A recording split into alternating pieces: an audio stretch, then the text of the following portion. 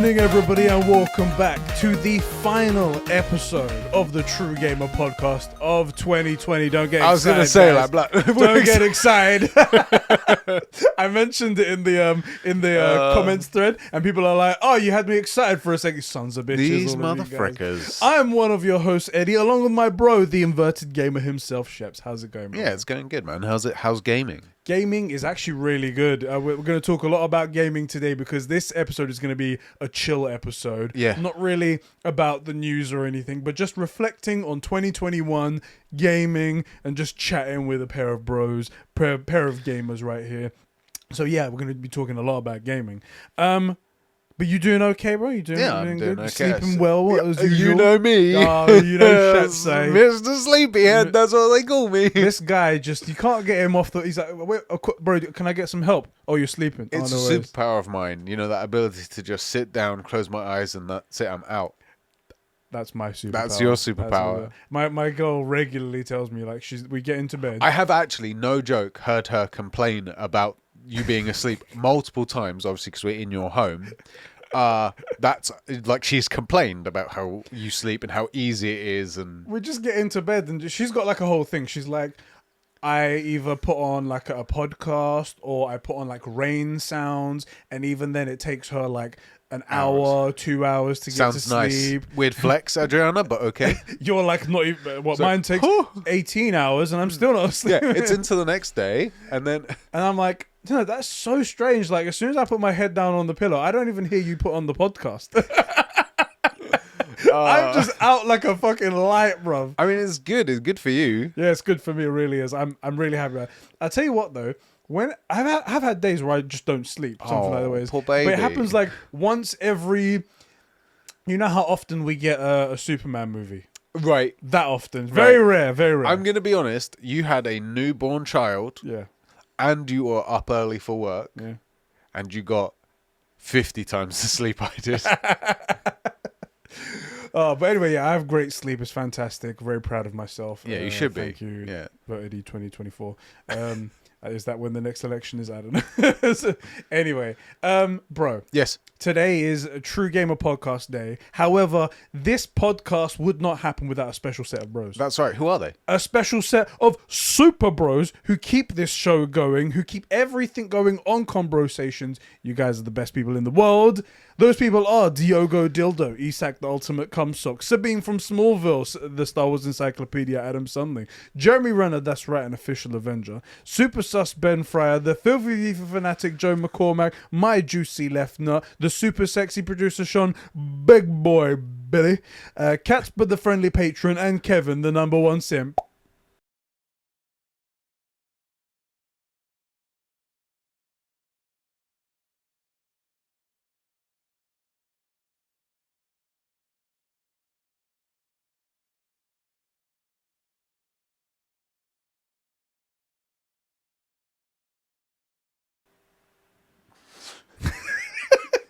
My job now. It's still funny. My job now is just to not talk until he cracks up, because it's gonna happen. I was like, okay, he'll do it soon. I was like, no, I think he's actually making people. He's gonna make someone think that even though they know the bits here, that their podcast has failed. Oh, most like long-standing bros in our community, Diogo, Adam Sundling. Every time their content, last time, in fact, they said to me, it's like, I put the video on and I had to go back and check to see what was going on because it's in like another tab. Yeah. I had to check to see if it hadn't stopped. Mate, it's still funny. And the thing is, it's funny on multiple levels. Like, I know they're doing that. That's why it's hilarious. But also because I know it's so stupid, but I know what the wave format looks like in the editing software, and I can see how little noise there is. It's like, have you ever been in a silent room, one of those sound deadened rooms? I haven't, but I heard it's torture. Bruv, I went in one and they were like, oh, it's a piece of performance art. I'm like, this is nonsense bullshit, innit? Went in there, lasted about 2 minutes, and I came on, I'm like, that is crazy. And like, bruv, I swear to God, you will go into, I think there's the reason that, you know, those isolation tanks, they have your own water so you can hear the water. Yes, at least that's some sort of stimuli, right? Bro, you will go insane if the only thing you can hear is like your own, but it's crazy. It's crazy. a little bit of me hopes that is the kind of torture that these dickheads listening to us have to go through. Of Xbox. Thank you guys so much for keeping the lights and mics on and the gaming going. I just forgot. There was a point where I was going to say, but I thought, I think it'd be funnier if we wait even longer for that. You got me. I wasn't expecting that.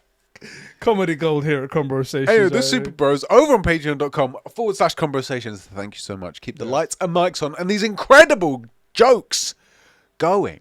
Yes. Here on Conbrosations. Little bit of housekeeping. Yeah. Big announcement. Oh, you want right to talk here. about the new setup? The new what? Not this is very minor. This is minor that we put the microphone over there. Move things forward. How interior I'll tell you what, decoration. I'm looking forward to a proper important. fist bump here now because look, we got the space. Oh no yeah, mics. shit, we got that right there. Where you so No close?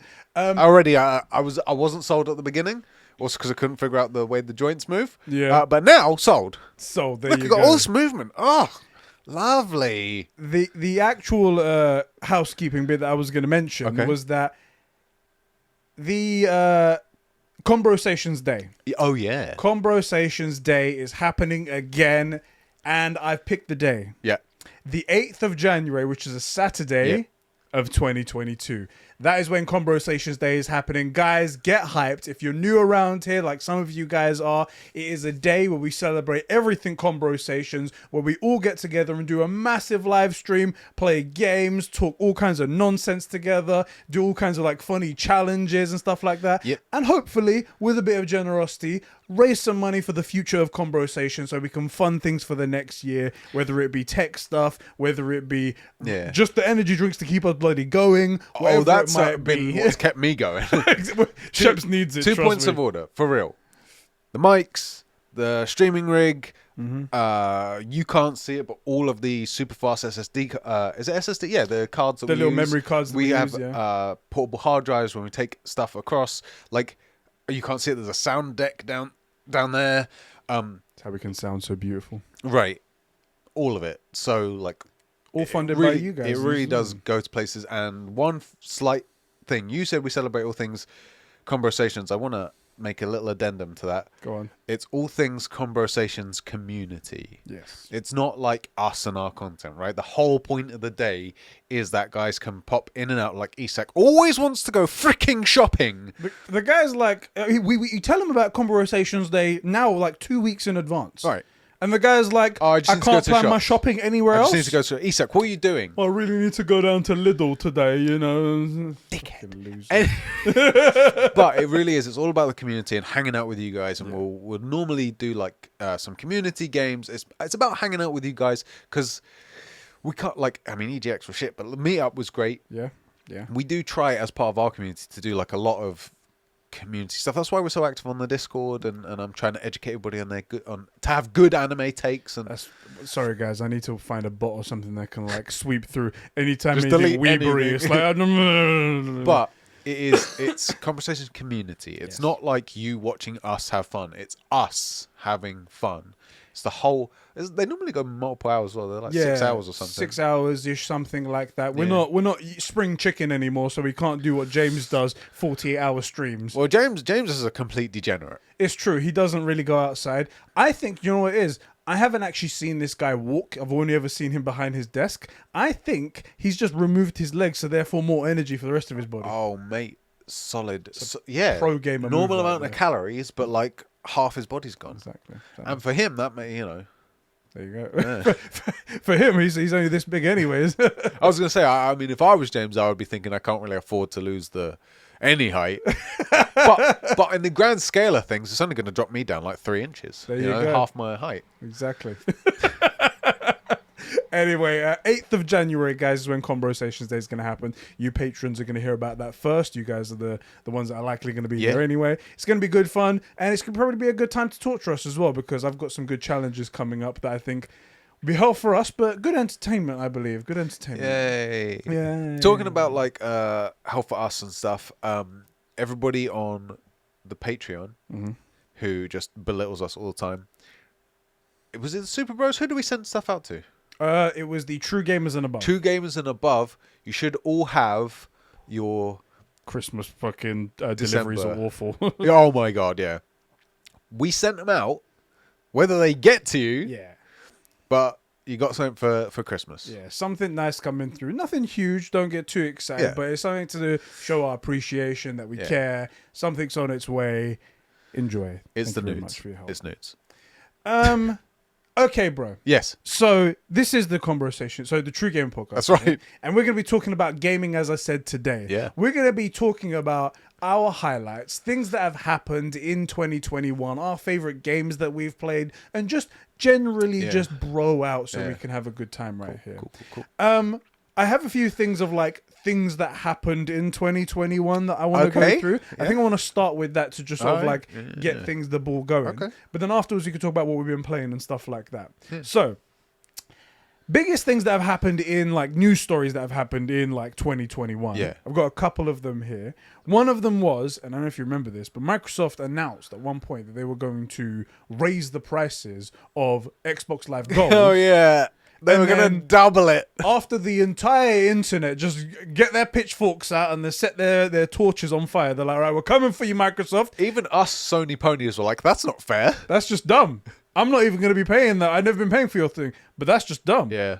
And then immediately after the internet just went all like ham on them, We've heard your voice. that's it. What? That's it. They're like, we've heard you. We listened to the community. They removed it. Yeah. They made it. They're not doubling the price. It's still staying the same price. And they added that free-to-play games are actually now free-to-play. Because previously Amazing. you needed the Xbox Live subscription in order to Yeah, play online, and it was a weird thing. I mean, It was like technically you have the game, you can't play it, but you have it. yeah, it was like the console needs this to go online, but it didn't really. Yeah. It was a really strange thing. But anyway, that happened, which was, I felt like a decent moment, and it was Yeah. like an up and down and things like that. We did get both the rumors and then the release of the GTA trilogy, Yes, the collection. Yes, we did. Gotta be one of the blunders of 2021, to be honest. Ah. I don't know how Rockstar ruined such a perfect setup. It was pure cash to be made. Oh yeah. And then they like, do you know what? We don't like money. We've Yeah. made enough of GTA 5. So we're just going to give it to this terrible port studio who is just going to port a mobile game into everyone's console. And it's not even going to be good. It's just going to be whatever. No, you give them too much credit. That studio, functionally, it's owned by Rockstar. Exactly, yeah. What is It's- it? it's- Grove Street, It's they call it's it. not in-house, but it's basically in-house. They own it. Yeah, I'm pretty sure they own it. Like this was there was no goalie in there. It was empty.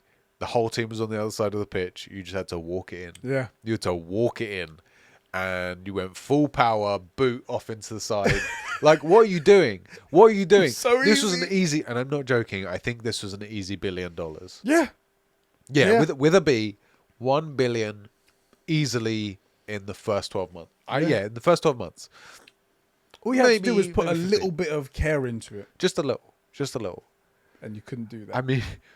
I mean, it wasn't a brand new game. The games were there. Like, Yeah. you just basically had to remaster it. That's all you had to do. Rockstar are weird, because I was about to say Rockstar have become complacent where they think that they don't have to do anything in order to get a ton of money. A bit like GTA 5 where Yeah. they're not doing anything in GTA 5, and then it's just selling every single MPD. It's Yeah, always in the yeah, top 10 yeah. every single week, every single month. And they just got accustomed to that. However, then they bring out something like RDR2, which is insane amount of effort Yeah. and so meticulously designed and thought about and everything But like then that. look how they treat So, that game. It's true. They were like, it's out now. Now fuck you. We're back to GTA. We're back It's to so GTA. it is strange. You're right, because look, GTA 5, when it came out like 112 years ago, Yeah. when we were about that. using Steam-powered consoles, Yes. was a kind of a masterpiece. Yeah. It was huge, and the online was massive, and it was amazing. And then they bring out RDR2, and it's huge and amazing and well thought out. And I mean, I've never played it, but I hear. And That's the blunder of 2021, right there. it was on the PlayStation. You know. And then you have these games, some of the most highly regarded games in the series, Yeah. and all you have to do is basically update it. You don't have to re-record audio or any of that stuff. the most expensive thing was probably the soundtracks. Yeah. Which Like they got. Yeah, exactly. Which they did get because they're freaking Rockstar. Like, Such a strange like attention. They were like, we're gonna pay a good attention to this. Get all the soundtrack. so like, I can't think of an easier dub. Yeah. And they were like, oh, I don't really like money and winning. I think we should just make this a fat L. Why? Just why? Why?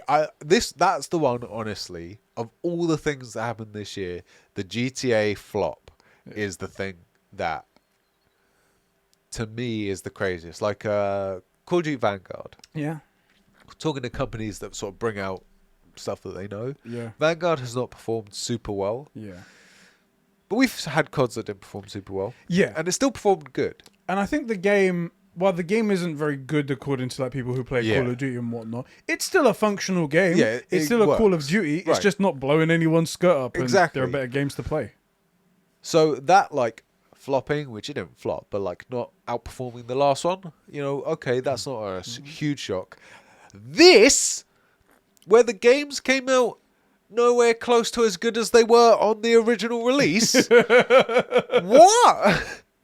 What? Like, I remember, I looked at some of these and I'm like, did this one get a graphical update, or does it have one of those Switch things like the Master Chief Collection? I'm like, because these are the original. Actually, that's just worse. looks normal. That's worse than the original graphics.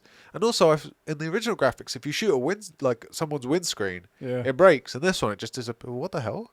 And it rains through cars and like, what's going on? Oh my god, the rain! Did you see that clip from GTA San Andreas? The rain before they realized that a huge mistake, which is stupid because it's such a big thing in the game. The rain was not.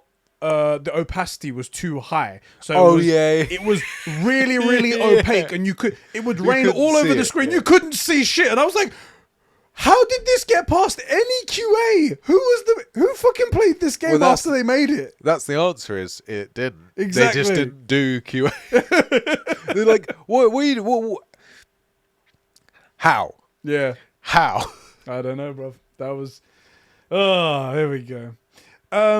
What else? Another big thing was next thing. Of course, there's the more recent one of the Activision Blizzard employee walkouts and the sexual harassment stuff that's been going on, and that's all terrible and shit right now. Yeah. Still currently going on, so there's no more we can really talk about that. It's just everyone's agreeing that it's a terrible place to work. More and more allegations keep coming, more stories keep coming out. And what's really bad about this is that the executives seem to be doing next to nothing to try and remedy it, hoping that it will all just blow over like any exec does. There was maybe a year or two, it might have been 2019, where I was like, you know what, I think Blizzard might be the bad guys here, where it was a tournament they were holding, and one of the guys turned up in like a Free Taiwan shirt or something like that, and they kicked him out, and they wouldn't let anyone have anything like Winnie the Pooh related because President Xi or whatever is. That's what they call him, innit? And I'm like, you know what? I think these guys might be the bad guys. Yeah. And then it got worse and worse and worse. So I just hope they get just ripped to shreds. Yeah. Which is a pity because some of my favorite games are Blizzard titles, but that's the thing. It's not like we haven't all played any game from like Activision Blizzard, right? Yeah. We've all played them. That's why they're so successful Yeah. they are right now. And it sucks that they have to be run by literally the devil. yeah. And they make these great games. And what's worse is that there's probably a ton of really good and talented people that work there as well. That are just now going under the radar because of how terrible the company is. I just hope that they manage to find. What I really hope is that those people go to another company and they work somewhere where they don't have to work under this shit. Or splinter off and make their own thing. Exactly, which is possible. It's more possible now, actually, I think, more than ever. Yeah. You always hear about like indie studios with great talent that worked on previous titles nowadays. So that's what I really hope. I highly doubt that anything could ever happen at Activision Blizzard to be like, now it's a good place to work. Right. Now it's okay. We all get it. Even if they say everyone's saying Bobby Kotick to leave. You think that's it? That'll do it, right? He was the guy doing all this stuff. Right. Granted, he was the one that like allowed the stuff below him to go. He's like the Yves Gilmon and whatnot. Right. But you still need to fire a bunch of other people, and then there's no company left. I mean, Ubisoft improved greatly after Eves left, right? See, this is something I want to say. Along with this, I do want to throw in the news that since Ubisoft got caught for all of the sexual harassments and all of the impropriety and everything that's been going on in their studio, another big story is that Ubisoft continue to do exactly the same stuff and make very little change in their company. They've made very little change in their product. Yeah. Except for an in-game tattoo. Yeah. Oh, well, that's, now we support women. Yeah. And this is the best bit, I think, is some of their worst offenders, they just moved them. Yeah. Working in another studio within the company. No problem. What the fuck? Dumb. What the fuck? I will, Absolutely freaking insane. Yeah. So it's... Weirdly, everybody says, oh, bad news sells, but I don't want bad news in gaming, and we have had a lot of it. Despite having a couple banger years, like 2020 was a banger year for the games that came out, except from, Unredacted Company, that game sucked. But a lot of games were really good. We've had a lot of good games this year as well. Yeah, and which I'm going to talk about soon as well. We will. Yeah. And it just sucks that some of people's sort of favourite companies, whether they were from their childhood, like Blizzard's one of my childhood games I played, like Warcraft and World of Warcraft and all sorts of stuff. Activision, obviously, with the CODs and stuff. Yeah. Ubisoft has deep ties to a lot of people's really great, like, early gaming experiences. Not me, I had taste, so I never played Assassin's Creed, but yeah, we didn't dabble in that. We had good taste. But like, it sucks that so many good guys have so many good memories, and it's just wrapped up now in this, and they can never get away from that. Yeah, it's embarrassing to even talk about your memories because it's tied to such an embarrassing company.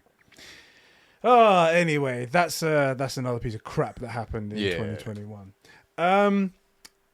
Another big thing happened fairly early on. A Bloomberg report of a Last of Us remake being made. Yeah. Still not confirmed, by the way. And a Days Gone 2 that was pitched and then rejected by Sony. Yeah. And then there was a whole narrative for about a month that Sony are only interested in big blockbuster games and titles and whatnot. And then Sony had to sort of like remedy that by going on a stretch where they talk a lot about indie games to prove like, we're not just about that. And I know this is public perception, but we have to try and like remedy it. Yeah. And that happened right there. Now, we did get confirmation that Sony Bend are working on a brand new IP, which sort of gives legs to this whole report with the Days Gone 2 pitch being rejected. Yeah. But we still haven't got any sort of confirmation of a Last of Us remake of anything. And there was also a rumor recently as well that said that at the Game Awards, or at least in December, we was going to get the reveal of a big PlayStation Classic remake. That's right. And there was rumors as to what it could be, but then nothing. Dead silence. We got nothing. So yeah, I mean that's coming.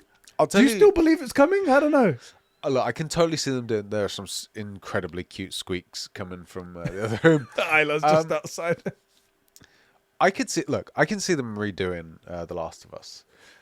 My concern is twofold now. One, we've seen what a lot of current remakes look like. Yeah.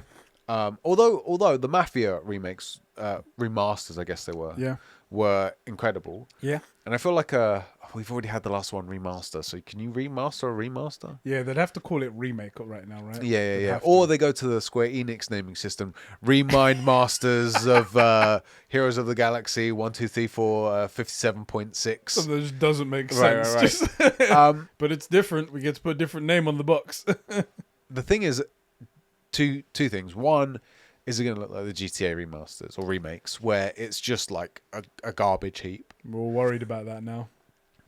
And two, are they going to change anything? In fairness, there wasn't a lot in there so an example, the Mass Effect Legendary Edition. I know it seems silly to a lot of people, but taking out the Miranda booty shots. One, like, come on. Guy or girl, we all find Miranda. I don't care if you're straight or gay. Everybody wants to bang Miranda. No one's that gay. Come on, man. Like, look, no one doesn't want to bang Ryan Reynolds. Let's be honest. Exactly. No one's that straight. No one's that straight. Right? That straight. Come on, don't be silly. So, and it took away bits of a cat. Like, I felt it was a mistake. Not just because I'm an arse man. Yeah. Should have given her an afro. But there isn't too much in a game like The Last of Us that I'm like, oh, you should take that out. So I think it's a game that would be really easy to just keep it exactly the same, keep all the, importantly, the audio, because the voice acting is just on point. Yeah. So good. You can't get better, so don't even try. Yeah. The question is, are they going to do it? Are they going to be like, oh, maybe we should update this audio? No! I'll suffer through grain. It was perfectly fine. It was fine. It was fine. Like, I'll suffer through the audio quality for that quality of acting. Like, don't change that. Even if you get the same guys back. Like, they did the performance then perfectly. Don't even get the same guys try to... You can't do that. No way you'd be able to capture the same emotion. Right, exactly. So, if they literally just basically do a graphical update... Yeah. I'm all about it, I guess. It's going to be interesting. I wonder how the community will take it when it's finally revealed. Right. Because there's this whole narrative at the moment where like anything Xbox does is the new thing, and the Messiah, Phil Spencer is the Messiah, they're the brought best down from at God. it. Yeah. And anytime PlayStation tries to even do something similar, then that's the worst thing in the world. I can't believe PlayStation are ruining gaming. Right. Anytime they come out with a re-release or a remaster or an update or whatever it might be, and they go, look, we put a lot of effort into this, we're just asking for $10. You bastards! Yeah. I can't believe you're asking for that. You know. So when this comes out, it'll be very interesting to see how people take it, because the GTA remasters, we got footage of it before. Everyone was happy to put down their money before we found out how terrible of a port it was. And it was fine. There was no protest whatsoever. Yeah. I see it being because it's Sony. I see there being a lot of protest. Oh, for sure, bruv. Just purely because it's Sony. Yeah, for sure. Now, it'd be interesting. I don't know for sure, but that's going to be my prediction right there. In 2022, we can come back here and talk about how right we are. One of the interesting things... the weird thing is, we actually write very consistently. Yeah. And the problem is we do so many podcasts that it's hard to find where we said the thing. Yeah. The guys in the chat, they're always like, actually, it was episode da-da-da-da-da. I'm like, how do you know that? It'll be an interesting discussion, because I feel like if you remake The Last of Us 1, you're going to want the combat system from The Last of Us 2. It's so freaking good. The one thing I want is the dodge that Ellie can do. Yeah. The dodges are so realistic, and you just can't do that in The Last of Us 1. So, but that is going to require, at a base level, new mocap. Or even if they use the old assets from The Last of Us 2, that is different stuff. And then the question is, how much does that change The Last of Us 1? Because another thing they added was verticality. Yes. A big complaint of mine in The Last of Us 1 is, while it's an incredible story, as the gameplay goes, it's fairly basic. Right? You've got basic stealth mechanics and 4 enemies. That's it. Yeah. And that's fine. But if you're going to update it, do you update the gameplay? Which I think you probably have to. But then does that change the game? It's tough, isn't it? It's either you touch it and do everything in the world, but then you risk ruining something. Right. Or you don't touch it, and then, like, is there a point in doing this whole remaster in the first place? Exactly. It's a tough ball of wax. I don't know what they're going to do with that. It's like when you go back and watch Star Wars, and it's been touched up, and you're like, I swear this scene looked different. Or, like, I'm looking, because I enjoy it, seeing the on Hoth, you can see the ships go through the legs of stuff. You can see them through the legs. Like, I think it's charming. Yeah. But they edited that out, which I get for the quality of the film, but that's not the film I grew up with. Or editing in or out voice lines for the Ewoks. Oh god, so pointless. I didn't think, wow, these Ewoks, they must have amazing eye moisture because they're just never blinking. My thoughts were, oh shit, this is Star Wars. Right. And look at these literal teddy bears. Yeah, they're teddy bears. They're teddy bears. They're teddy bears. Like, so... And also, they're carrying around spears and rocks as weapons. And they're going to fight AT-ATs and stuff, yeah? But they also know how to braid Leia's hair? Also, with those tiny little... So basically... Chunky they're dwarves in suits, in heavy, thick, like, leather-looking gloves. Like, you are not braiding shit. Yeah, fuck that. But that's part of the charm. Or like adding in Darth Vader's no, or all sorts of stuff. Like, there's all these decisions that maybe they improve the movie, but maybe they take away the original magic. Same with the game. Like, how much should you change? It's an interesting discussion. We'll see. I would like, but they won't do it because it'll just push up costs. Sort of how the Master Chief Collection does it with the graphics, to be like, okay, look, we basically made 2 games. This is the original. This is how it would have played, but just in the current graphics and a bit more of an updated combat system. And then here is what we think it should have been. Yeah. With, which is what we did with The Last of Us 2, but limitation of technology and all that stuff. So, try that. Give me like basically 2 games for the price of one. It would be 2 games. You'd have to sell it for like full 70 again. I'll pay it. If a game is good enough. I tell you what, I would pay it just so I could see. That's the thing. When somebody goes like, "Oh, Also, we're game sharing, so it's not. Whenever you hear about like something being removed from a game because of like protest, I'm like, I want it to stay because it was the original vision, so I can see how it was intended, and I can judge it based on its original intention. And if they bring it out, I'll be like, I'll pay it and I'll play it, and then I'll judge you accordingly. And if this was a big waste of time, I'm going to tell you it's a big waste of time. Right. A next thing that happened. Yeah. Cyberpunk basically released at the end of 2020. So 2021 was its year, along with the next generation consoles, the current generation consoles. And we got a bunch of patches that almost did nothing, next to nothing. It did bring it to a little bit more of a stable state. Well, you mean it brought it close to a condition where it should have released? Exactly. But what all the patches actually did was highlight the incompetency of the people at CD Projekt Red currently. And then they came out with the statement that they didn't realize that all of these bugs were in the game when they shipped to the game. That is actually worse. Yes. That means... Well, you think you were saving yourself there? That made it sound like you're more incompetent.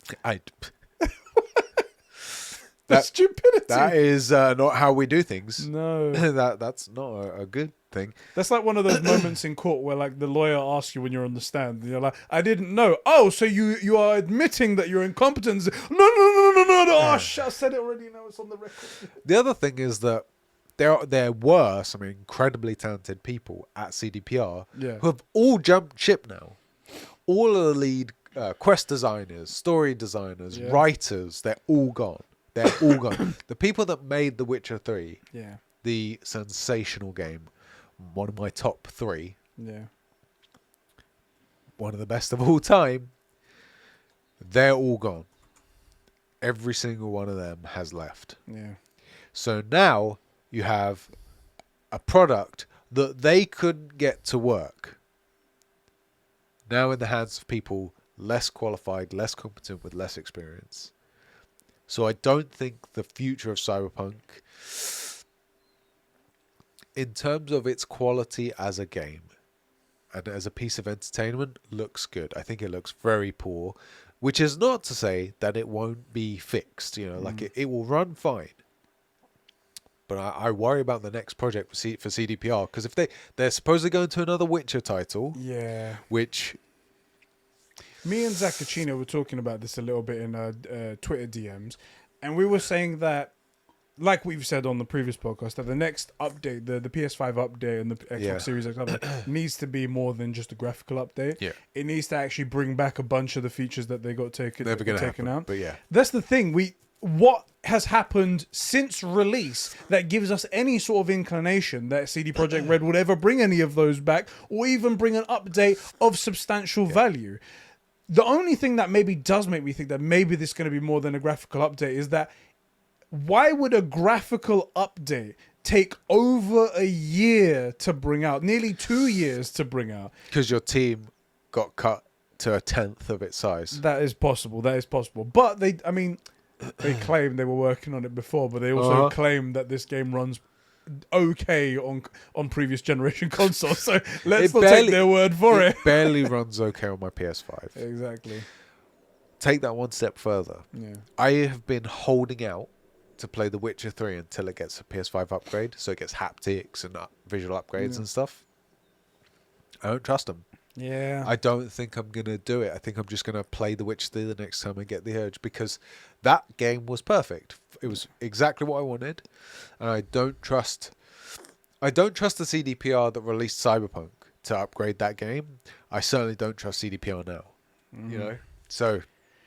While we're on the topic of Cyberpunk 2077, this is sort of a recent blunder that happened with him, right? So, Quest designer Paul Sasko, we've seen him in a couple of live streams. He's a cool looking guy, a cool sounding guy. Sounds like he knows what he's doing and whatnot. He's one of the guys that is still there working on the game. And he's one of the guys that actually streams a lot of Cyberpunk 2077 whenever he can. And whatnot. So he's the Quest designer. He's obviously very proud of the quests that he made. He's cool, and he's playing the game, and that's cool. That's all good. And a lot of people turn up to his streams, and they obviously ask questions about Cyberpunk and what's going to happen in the future. Right. One person asked why the game doesn't feature police chases. Why, like, when you commit a crime, you don't just like get chased down by the police? I mean, they don't do that in games like GTA. Well, this is the thing, and he goes, why? And the guy asked, why is it there's no police chases in this big open world where other open world games do have that sort of thing? And he tried to... I'm guessing he said this in a jokey way, but it was a very, very poor joke. Yeah. So he says, not all open world games... Not all open world games have police chases. I don't think Sonic or Elden Ring, the open world game, will have it either. I hope it was a joke. I saw it in text and thought it was not a joke. He did giggle a bit afterwards, but that was not what the guy meant. You can't make that his point. You can't say, oh, you meant all open world games. Every single open world game ever to exist must have had a police chase in it. Why doesn't Cyberpunk 2077? That's not what he meant. Also, and you know that. Also, motherfucker, you don't know that town guards aren't going to get on horses and chase me in Elden Ring. You don't know. Exactly. It's true. Another thing, you chose two games that aren't out. You could have chosen Zelda Breath of the Wild. Right. Yeah, well, it's the perfect comparison game. It's the comparison game to every game. Yeah. But you could have chosen a game that is out that doesn't have it. However, even discarding that point, there are plenty of open world games that do have police chases. And it's not like Cyberpunk 2077 wouldn't fit police chases. It's perfect for it. Yeah. So that was the reason why. And I love that response, just like, well, Elden Ring won't have it. I saw a tweet of that. Everyone was just like, fucking hell, man. The tweet obviously has no context. And so I looked at that and went, you've got to, if you mean it, because I assumed it was an answer to a question like in an interview. Yeah. Because I didn't know the context. If that's a real answer, you got to be in a really pathetic place. Yeah. You know? If it was a joke, and he's making this joke, I presume in English, which is a second language, all that stuff, like, cool. I'll allow like some variance there for like sense of humor, delivery, all that stuff. Yeah. But even still, even as a joke, maybe just go somewhere else with that, you know? I feel for the guy because honestly, he's been streaming since the day the game released, right? And we haven't heard too many. There's been one or two stories that have come out of his streams, and one joke he makes poorly, or one thing he words very poorly, and it's taken the whole internet by storm. And again, it gives that negative light on Cyberpunk 27. When I'm sure he said 1,000 things, and there've probably been some really positive stuff in there, some encouraging things, for sure. And then this one thing gets out, and it's just like, well, that's the end of that. Then that's you kind of shoot yourself in the foot there. It's I'm gonna choose to believe it was a joke. Yeah. Because, sorry, boys, got cold here, and haven't slept in 2 years, so it's hard to shift. I'm going to choose to believe it was a joke, even though I've already made my tweet and I'm not deleting it. I put a tweet out saying, like, anytime my girlfriend asks me from now on, I saw this, why she hasn't got a diamond ring, like why she hasn't got a diamond ring yet, and I'm gonna be like, well, Elden Ring won't have them. So Elden Ring's gonna have. I don't think Shep's girl's got one either. Anything she was like, babe, why haven't we got a so and so for the house? Why haven't we got toilet paper in 3 weeks? Elden Ring doesn't have them. Why should we have them? Come on. Come on. Come on. It's Sonic, the open world game, won't have it. Come on now. Also, like, see, I didn't see Sonic in it. I only seen Elden Ring won't have them, right? It used the Elden Ring one because I guess Elden Ring's the bigger game, right? Now, it makes me think more likely it was a joke because he brought up Sonic. Like, the likelihood of Sonic having police chases, slim to none, right? So it makes me think it was a joke, but it's just not well delivered. No. I'm still not deleting my tweet.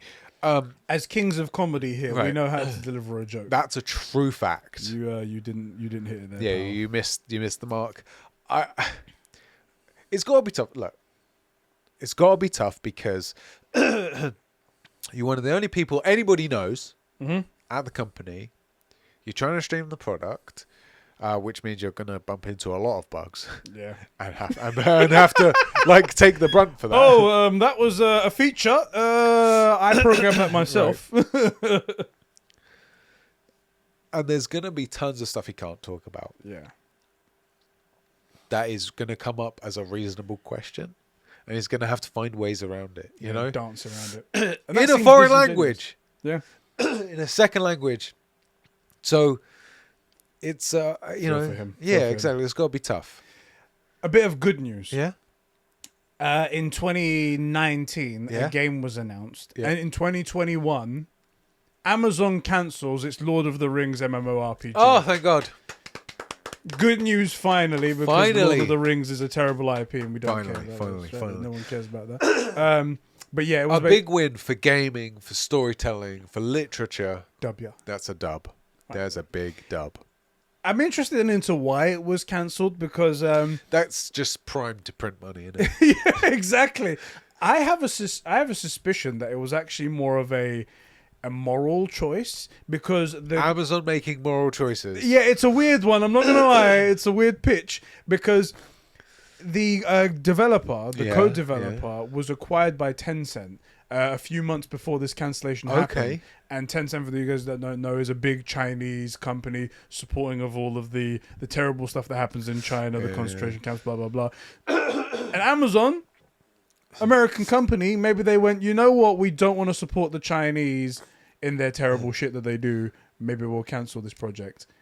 They still have the TV show, so they're still going to print money. I'm halfway with you. Yeah. I think they probably did say we don't want to give us money to China because their only competitor is Alibaba, Yeah. which is owned by the Chinese government. But I don't think it was for moral reasons. Yeah. I think it was for money reasons. The way that Amazon, I mean, you hear about Amazon treating their workers badly and shit like that all yeah. the time. I don't think they gave a crap about anything. If they could make people work in sweatshops, they would. Yeah. So instead, they just let the sellers use sweatshops and sell their products, you know? Yep. Oh my days, I cannot clear this frog in my throat. Don't So worry, it's asthma. They'll hear it through the mic. a bit of me just thinks, well, if they own the assets, Yeah. just switch developer, right? Yeah. Yeah. Or I feel like Jeff maybe has a spare £2 or £3. He could probably set up his own firm. He did recently go through that divorce and lost half of everything. Yeah, but he's still one of the The richest person in the world, yeah. Even with that, he went, I'm still rich. Right. 2021 as well was basically the year of delays. Yes. We got so many delays. Even Horizon Forbidden West recently announced that they went gold. Yeah. So they were close to being on track to that They were 2020. close to shipping. Yeah, If you go gold, you're ready, basically. Exactly. Like they could have maybe done it, but they didn't want to have Yeah. that unnecessary like pressure being put on. And February is not far away anyway, so it's But good. But that's interesting. luckily for us, we've still got. We're on the. What's the date today? It's the 22nd, right? 23rd. That gives us 8 days. Within the next 8 days, God of War Ragnarok. Yeah. Corey coming, told us. guys. Corey told us. So He said 2020, it's coming soon, right? anyone that believed that, like we straight up were like, no, that's not happening. But nah, sorry, fam. There's no way that comes out before Horizon. Right. It just is not happening. It's not going to happen. I really do wish companies would just say, okay, for so many reasons, we're currently in a landscape that we haven't seen before. And our models for when stuff gets ready, even when those worked, we sometimes had delays. Let's not give a date. Let's say, like, we're planning for 2021. And then go gold and then release the date. You know? Yeah. Do it back to front and at least don't have, let's say, hypothetically, 8 years of delays. Cyberpunk. You know? Yeah. If you can't if you can't say with accuracy when it's going to come out, don't say. Yeah. You know? This was very much the big theme. It was just they just didn't. No one ever gave a date that we was ever going to be confident with. Everyone just always agreed that everything was going to be delayed because like the pandemic and stuff like that. All right, that's all like the big notable topics I think of 2021. Now let's talk about some. Well, there is one other notable topic of 2021. All right. This show in particular is the True Gamer That podcast. That's right. And the other notable thing about 2021 is our True Gamers over on patreon.com/Conbrosations, who supports at the $5 tier. These guys get access not only to the True Gamer podcast early, because they're True Gamers, and the TG Plus and Conversations podcast for just $1 a month, but they also get access to... No, wait, shit, I don't know the freaking thing. I need this stuff. Do you know what? Never mind. Frick 'em. I freaking hate all of you. We're starting fresh. Shall I take a shit at it? You want to take a shit at it? A shit. I swear. Did I say shit? I thought I said swear you shot, but did. did I say shit? I realised halfway through that we hadn't done True Gamers yet. Yeah. And then I was like, oh shit, let's do it now. Yeah. And then I started and realised I didn't know where I was going. So, all right, lads, let's head out on this trip. Which way do we go? Right.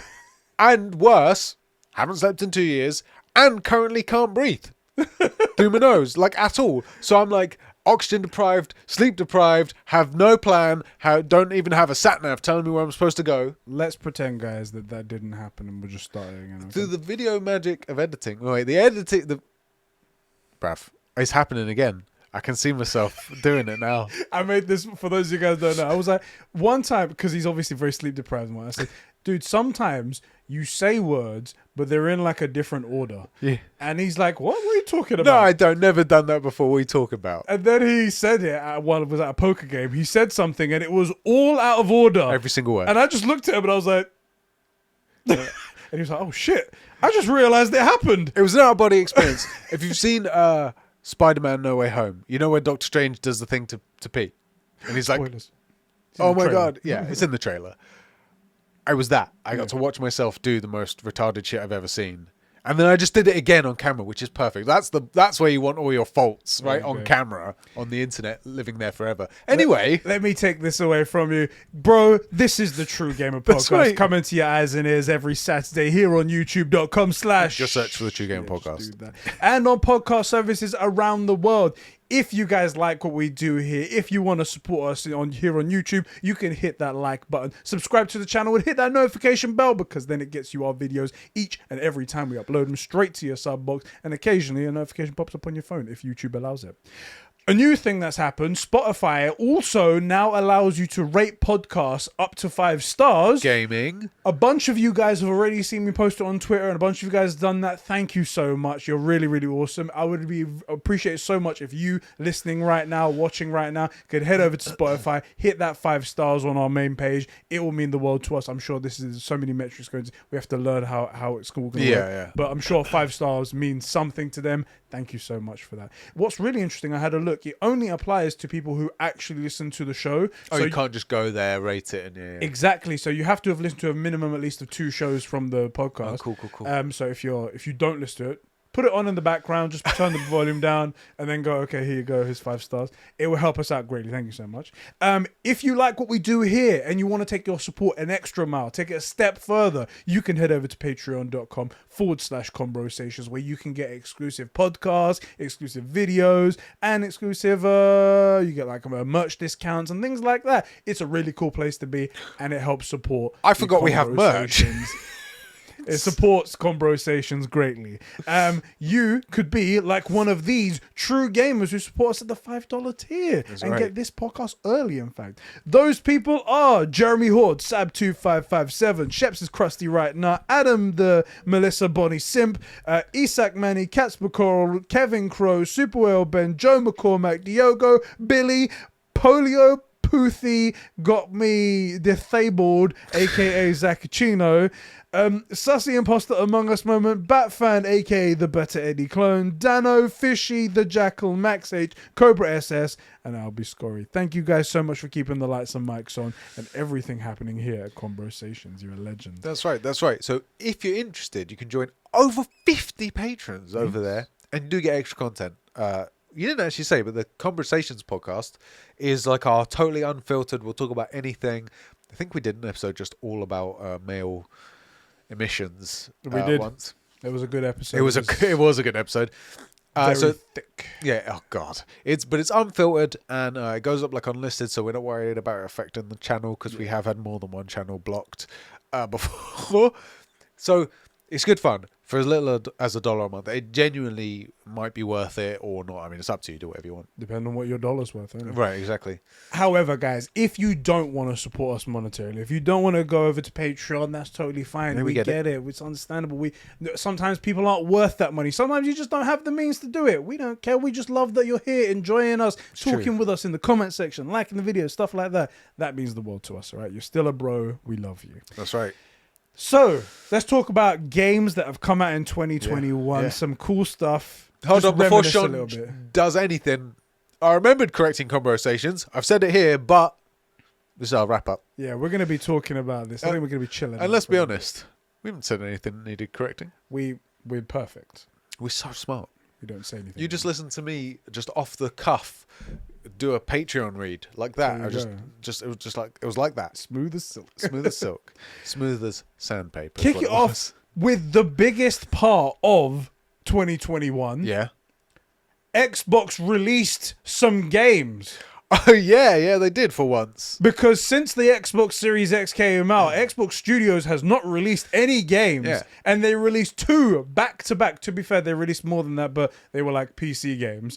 But they released 2 back to back games. Yes, they did. Well, Forza Horizon 5, not really a game, to be honest. It's all right. And Halo Infinite actually came out. Yeah. Halo Infinite broke itself up into 2 pieces, the multiplayer, Yeah, I was decided gonna- to make that's that what- free to play, and then they made Halo Infinite the actual game itself. And it came out, at least with the critics, it's like getting good reviews. Yeah. A lot of fans are loving the new Halo Yep. game, with minor gripes here and there. Some of it's story related, which isn't really minor, but here and there, but overall a positive reception. Forza Horizon as well. Again, people love that game. It was a great looking game. It Cars was good go brr. fun. Cars do go brr. And yeah, I mean that's an achievement right there. yeah, actually bringing out a game for the first time in what was that 700 days or something. It was a ridiculous. There was like a website where has Xbox released an exclusive game yet? No. Yeah, absolutely 700 ridiculous. days since. Yeah. Absolutely ridiculous. Good news. Yes. Good news for people on Xbox because they actually have something to play. It was only driving games, but and also it seems like Halo Infinite. I've heard mostly good things. Yeah. The worst thing about the online stuff is the trash progression, Yes. which yes. they have clearly locked themselves into. Which that's a nightmare. But the game itself seems really fun to play, Yeah. and I'm hearing pretty good things about the campaign. I think you said that you had heard, and I think this is kind of fitting, that it's the best 343 campaign, which I'll be honest, I didn't expect anything to go up against Halo 2 or 3 or anything like that. But if it's even close, then that's going to be a great game. Yeah. So, good. There we go. Good. A bunch of other games that came out. Deathloop came out, an exclusive to PS5, made by Bethesda, now owned by Xbox. Yeah. I really enjoyed the part that I have played of this game. I played about the first half of it. I have one of my backlog games. Yeah. Really cool. Great there. Resident Evil Village. Again, Yeah. played most of that game on stream with Adriana. Yeah. From what I've played, really, really cool. Great villains in that game. The very sexy vampires and Lady D. Yeah. Jesus Christ, so good. Ratchet and Clank Rift Apart came out. Yeah. I've played most of that. Gorgeous, stunning game, most of that. Gorgeous, stunning game that is really, really showed, at least at the beginning of the generation, what the PlayStation 5 is capable of. Yeah. In terms of loading, in terms of ray traced reflections, performance. The it's use just of the really good. It's a good visual display of how that SSD is being used. Yeah. And the big thing is not to say that like sick PCs couldn't run it, right? Because I'm sure they can with a few tweaks. But it's how easily the PS5 is doing those tasks. That's the thing, and it's not because the PS5 is incredibly powerful. It's because it's able to utilize that proprietary SSD the way that it just can do multiple tasks so quickly and simultaneously, that's the key. It's not like just raw horsepower. Yeah. It's a great display. If you've got a PS5, even if you're not a Ratchet and Clank fan, if you can find it cheap, I'd recommend picking it up and resell it afterwards, but just experience something that that was the first game that made me go, this is what the PS5 does differently, you know? Yeah. So it's good fun. It was good fun. Another game, Returnal, a PS5 exclusive. I was kind of thrown back by this game. Yeah, because I did enjoy it, and I think I'm on the last biome, so I'm really close to the end. But coming from a developer who made essentially arcade, some top-down games, some games that are completely different in style, to be making this. Absolutely insane. I mean, you can see the Resogun influence. Yeah, you can see, especially from like the energy orbs that get emitted from the enemies and stuff like that. But to go from that to that is such a huge jump and so amazing. It's cool, isn't it? No wonder Sony acquired them afterwards. They were like, Right. you guys clearly have something here, a bit of funding, and you might even get even better. Another thing we got, talking of like incredible stuff, Sucker Punch released the DLC for Ghost of Tsushima, which was great. Yes, it was, and everything we wanted, everything that a Ghost of Tsushima fan would want from That's right. Every single feature that I asked for was in there, and also another true statement: no one had any problems with it. No. No one complained about it costing money or anything. No, not at all. Because DLC has typically been free, right? Free, yes. I hate people so much. I'm gonna mention that later. Actually, Okay, we'll get back to it. What else came out? It Takes Two came out. We still need to play that. We still need to play that. The Game of the Year winner at the Game Awards. Everyone raved about how great it was, so I there was not even a bad word said about it. So I believe them. I believe that was okay. We still have to play it, but that was something that came out. Marvel's Guardians of the Galaxy. Yeah. I played it, finished it, platinumed it, and it is genuinely one of those games that I'm thinking about of my personal game of the year. Yeah. When we have the discussion, which will be on the next episode of the True Game, I'm going to put, there's going to be 2 weeks gap, so I'll be able to put up a Google poll so everyone can vote for their own thing, and we could talk about that. I might have it finished by then, I hope. Maybe, possibly, right? It's not... You know where I am in the game. I just met that character I named. I reckon that's about halfway. I think so, yeah. I'm fully with you. And if you don't have to go for collectibles as well, then you'll be able to finish it a lot quicker. Yeah, I mean, I don't have to. I find a lot of them, but I don't have to. Battlefield 2042 came out in the broken state that it did. Yeah. And also with all of the leaks that came out afterwards about the company's intent with this game and how it was supposed to just be a kind of a meh thing for the moment until they could get to the next game, which apparently the next game is going to be all in, balls to the wall. But then again, any company can say that about any game. But you also have just diminished your customer base by phoning this one in. Exactly. Just skip the year. It's not that big of a deal. Exactly. Also, it might get people talking about the game. Can you believe DICE didn't do a thing? What have they got planned for the next game? Like, it's not that hard to spin. To them, all it was just a financial thing. They're like, we have to have something on the docket. Far Cry 6 came out with Giancarlo Esposito. Yeah. I think that's actually his name that time. Giancarlo. Is it? Oh, I think you say the G. Yeah. Giancarlo Esposito, which was amazing that we got such like a high-profile actor in a game. However, it was still a Ubisoft game, so it was still terrible. Yeah, it was garbage. And it was just another... There was no... From every YouTuber that I follow that does like reviews and stuff like that, all I heard was, it's just another Far Cry game, and it's a terrible Far Cry game at that. Yeah. It's just useless, pointless things on a map. Go do this, fetch quest that. Yeah. No heart, no soul to the game. And I'm like, well, this is just bullshit. Sorry. Just that specific word, which of course I should have expected. When we got to nowhere in Guardians of the Galaxy, Pete goes, "Oh, hey, you never know. Maybe have a fetch quest for us." It's one of the lines. It cracked me up then, and it just cracked me up now. Back for Blood came out, a game that I was very excited for. I saw the previews for it, and I was like, it's made by the Left 4 Dead guys. That'd be quite cool. It'd be like a modern version of that. and it came out, and it was another one of those situations where, like Bethesda, when they made Fallout 4, where they locked themselves in a room and believed that time didn't progress, so they just made Fallout 4 again. It didn't strike anything. Right. What was really shit about that is that it was one of those games that was touted as like day one on Xbox Game Pass when it comes out. And they were like, oh shit, this is a big deal. A day one game that you're getting for no extra cost other than the $1 for the 3 months that you get for Xbox Game Pass. And then it just fell flat on its face. I feel like we've got a lot of soulless games.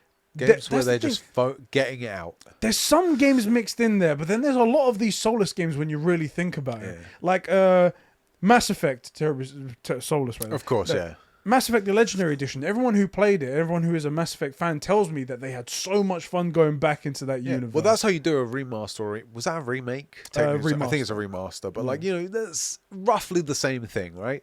That's how you do it. It was just basically the game updated. Yeah.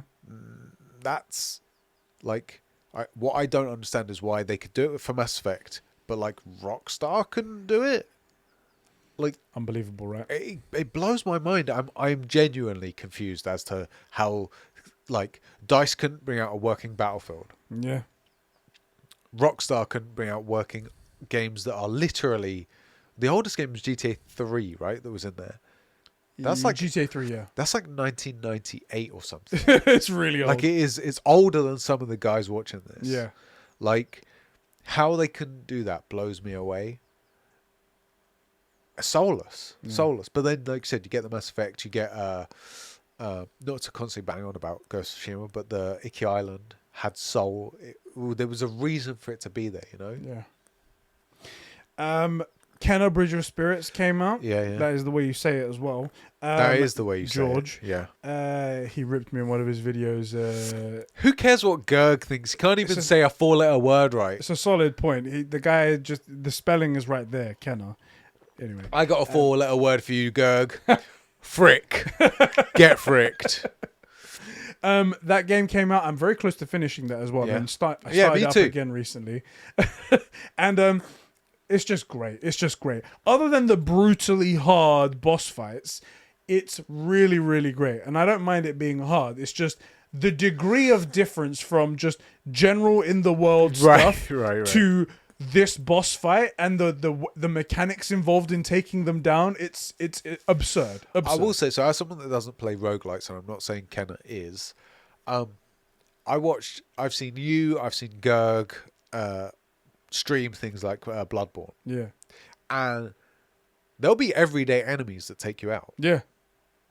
Not often, but it happens. Just you poorly time something, or you have stamina. In Kenna, you've got to like put the controller down in the middle of a fight, go answer the door, then like sign for your package, go to the toilet, come back, and maybe they got you, But then you're right, the boss fights are tough. Well, I haven't played anymore. I'm at that Wood Knight, I think it was called. The Wood Knight. Oh god, it gets worse than that. I'm sure. The thing for me, because I don't mind hard, I don't mind difficult, is that the combat didn't feel very good. Like blocking seemed to be the way to parrying, but it was so difficult to parry. Not because the boss was difficult, but there was like input lag or something. The window was really odd. It didn't seem like it was A, big enough, and B, in the right spot. Yeah. You'd hit and you'd be like, I was way too late, or I was way too soon, and then you're like, where? There's two windows, because it's not just timing his attack. You have to then figure out how long it takes you to get the block up, which again I don't mind, but like it just wasn't right. Yeah. And I think I do remember going back and trying it again, and it seemed better. They did patch it, to try and make it so better. I might pick that back up, but it was fun. Yeah. I just didn't really speak to me. It was great though. Like I have no bad things to say about it. Just for me, it didn't catch me. Yeah. That's all. A game called Death's Door came out, which I haven't played yet, but it is available now on PS5. Yeah. So that would be something I want to check out. But everyone was saying that was a fantastic game. The Call of Duty Vanguard came out. Nobody cares about that. True. Pokemon Snap, the new version came out. Have you got that? Did play that. Yeah, I knew you would. And it's just like it was in the old days, except just updated. It's great. I loved it. Fantastic. Unless game. it has Everyone's trying to an API that will let me print out pictures on my Game Boy printer, which no one's old enough to get that. that was the pinnacle of gaming right there. Print out like a low res Oh, Pikachu God, awful. because you caught it in the game. Yeah, terrible. Age of Empires 4 came out, and as a big Age of Empires fan, that was great to jump back into. Good. Good stuff there. Outriders came out. This That was one you were disappointing. kind of hyped for at the beginning. You played the first hour and said it was good. It was good. It was. And then it just died. It was strange because it was set up as an MMO. Yeah, like kind of a Destiny competitor. Yeah. However, it wasn't. It was a single player game Well, that's that not. you an can MMO. play with multiple players. But it was just they made like a set story for I don't know how many hours it is, and then that's it. Okay. But then they set up a whole loot system of like rarity and Yeah. like items and guns and armor, and then like abilities that you can unlock. And I was like, so is this an MMORPG or what's going on? Right. And then it's like, no, it's just a single player game. Go for it. And I'm like, so why am I constantly connected online? I don't understand what's going on here. Yeah, I feel like do one or the other. It was And really it'd probably odd. be okay. Yeah. In the end, after people played it, they were like, it's kind of shallow. Yeah. kinda shallow. Yeah, I can see that. And this half step into MMOs is just really dumb. And I see. oh, games on 12 there. minutes. Yeah, 12 which came minutes to came out. PlayStation. Everything comes to PlayStation. Just don't bother with the Xbots. Listen, Kevin Crowe, big fan of Xbox. Yeah. Big fan yeah, of yeah, Phil it's Spencer. true. It's true. He tells me to buy an Xbox every day, and I trust him. Okay? It's true. I mean, you can only get your hands on the S, but it's true. Yeah.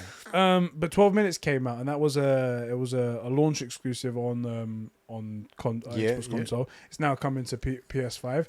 I played it on PC. I really enjoyed myself. It was a good little puzzle game.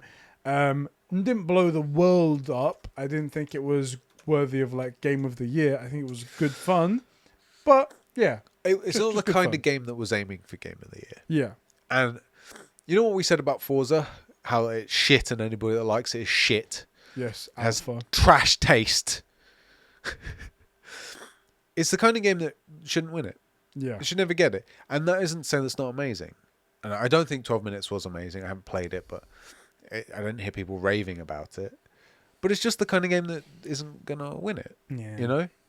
Which is fine. That doesn't make it not amazing. Yeah. It makes it in the same realm as Forza, which is trash. Yes. I mean, it was an Xbox exclusive. What did you think? Trash. We'll make too many of these jokes now. All right. I mean, look, we're Sony ponies through and through. As they, no, the worst thing is I get accused by randoms of being a Sony pony. Every now and then, someone will like a tweet or retweets it, and totally random people, not even people that are following that person, just totally random people will see it and beef me out for being a Sony pony, and I'm like, you're right, but They're the best because I play into their narrative.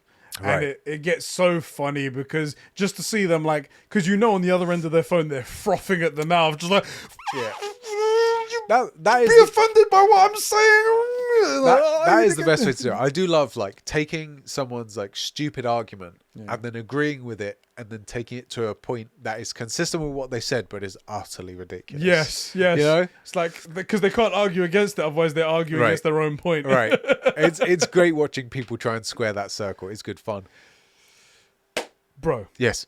Now let's talk about ours and the communities, just like best moments we've had in this shit. past year. In gaming? I'm gonna read in gaming in Yeah. 2020. Okay. I'm gonna read from our Patreon where you guys can boy. write in just for being a $1 level. All of you guys can write in and Yeah, get yeah, your yeah. comments read first. Private Dingleberry, fantastic name, writes in and he says, personally, my favorite game of the past year was the Superman game. Really Big hit it out of the agree. park. You Big son agree. of a bitch. Okay? You bastard. You son of a bitch. You come to my show and you insult me you come to the day of my daughter's wedding. You son of a bitch. You come to my show and insult me like that. You're banned. I feel insulted. refunding your money. I feel insulted by that impression. You took Marlon Brando, whoever it was, and made him like Greek or Turkish or something. Same thing. Come on now. So here's the thing.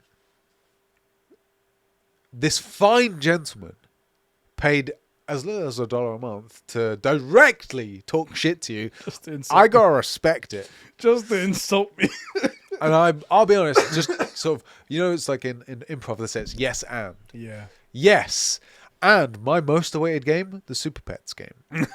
Fucking assholes. The lot of you. Fuck you all to hell.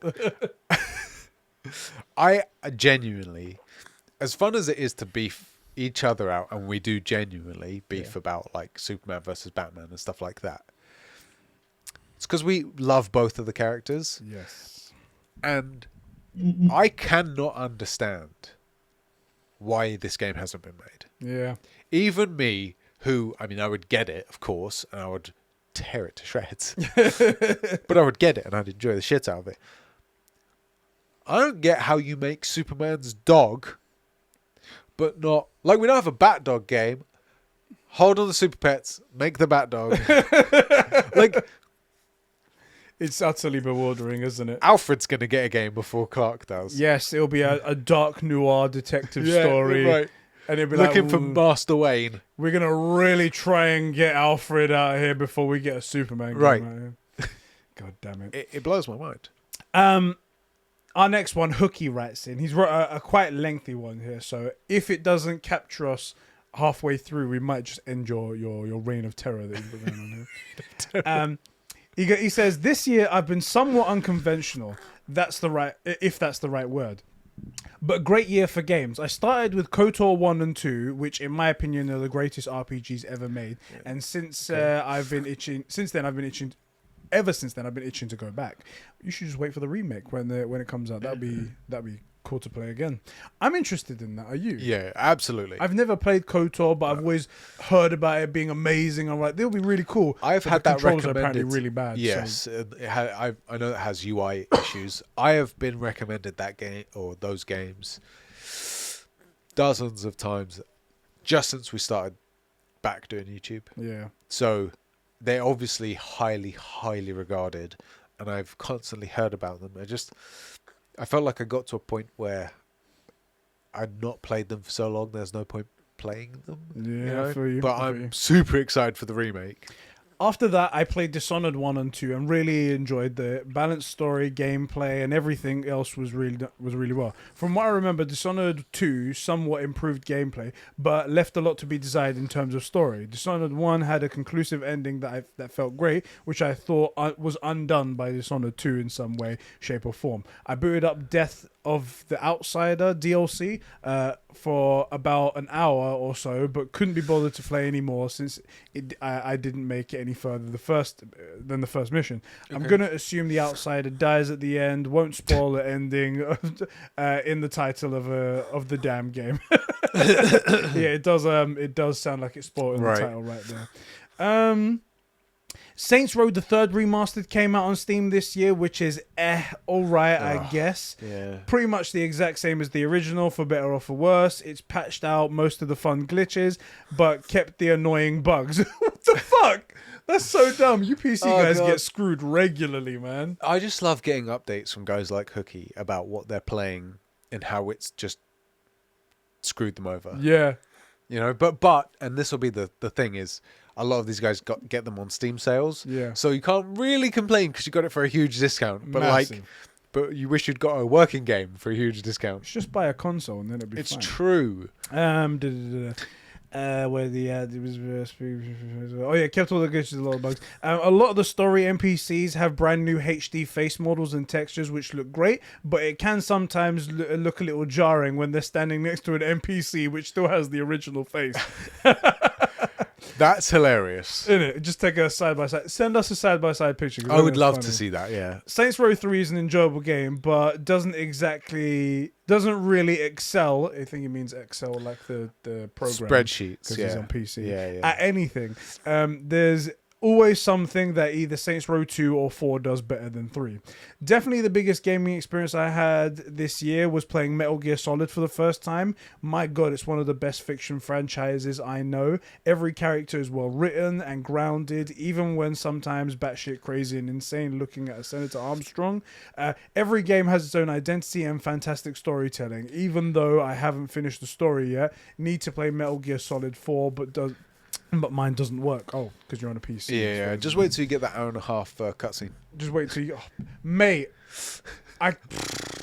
you need to tell me what Kojima that's like. has serious problems. Serious issues, but we love him for it. I'm in love with the franchise and the whole Hideo... as a whole, and with Hideo Kojima as a writer / director. And then there's Death Stranding. And, well, I don't think I can put my feelings about the game into words. That's what I love about Death Stranding. Yeah, I mean, you don't have words that go that high for how bad something can be. Shut up. How boring, like walking simulations. You do not get to talk about games ever again because of that one statement right there. That's what I love about Death Stranding, is that people finished it and they were just like... I don't get it. No, I don't get it. No, I got it perfectly. I thought it was good, but then they just sit back and they're just like, this is something else. This is like beyond gaming. This is Beyond gaming. I gave Horizon Zero Dawn a try for about 6 hours or so, and I found out that the main protagonist, Aloy, is actually amazing. That's definitely not what it says. He didn't say that, no. He said, but just couldn't get into it. It feels very Assassin's Creedy in a bad way. Ubisoft has generified and permanently ruined the action-adventure light RPG with stealth elements genre. Although it was never really a great genre to begin with. If you've played one, you've played them all. Yeah. Funnily enough, the same can be said about Ubisoft games as a whole. True. Fun facts. I played Shadow Warrior 2013, Just Cause 2 and 3, and Metal Gear Rising: Revengeance. I'm lumping them all together because they all have the same notion. Great games if you want to wreak havoc and stab and blow shit up. That's what I loved about the Infamous series. Yeah. Just like get those powers and just wreak havoc along the whole thing.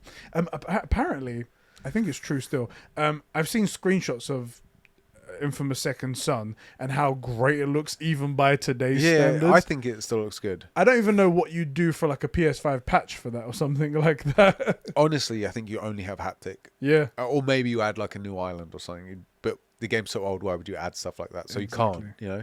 And I think the game's only improved with mods and God mode, so you can just tear shit up and not have to worry about anything else. Yeah, fair enough. As for 2022, so I did ask people what they're looking forward to and if they have like a resolution as well for the next year.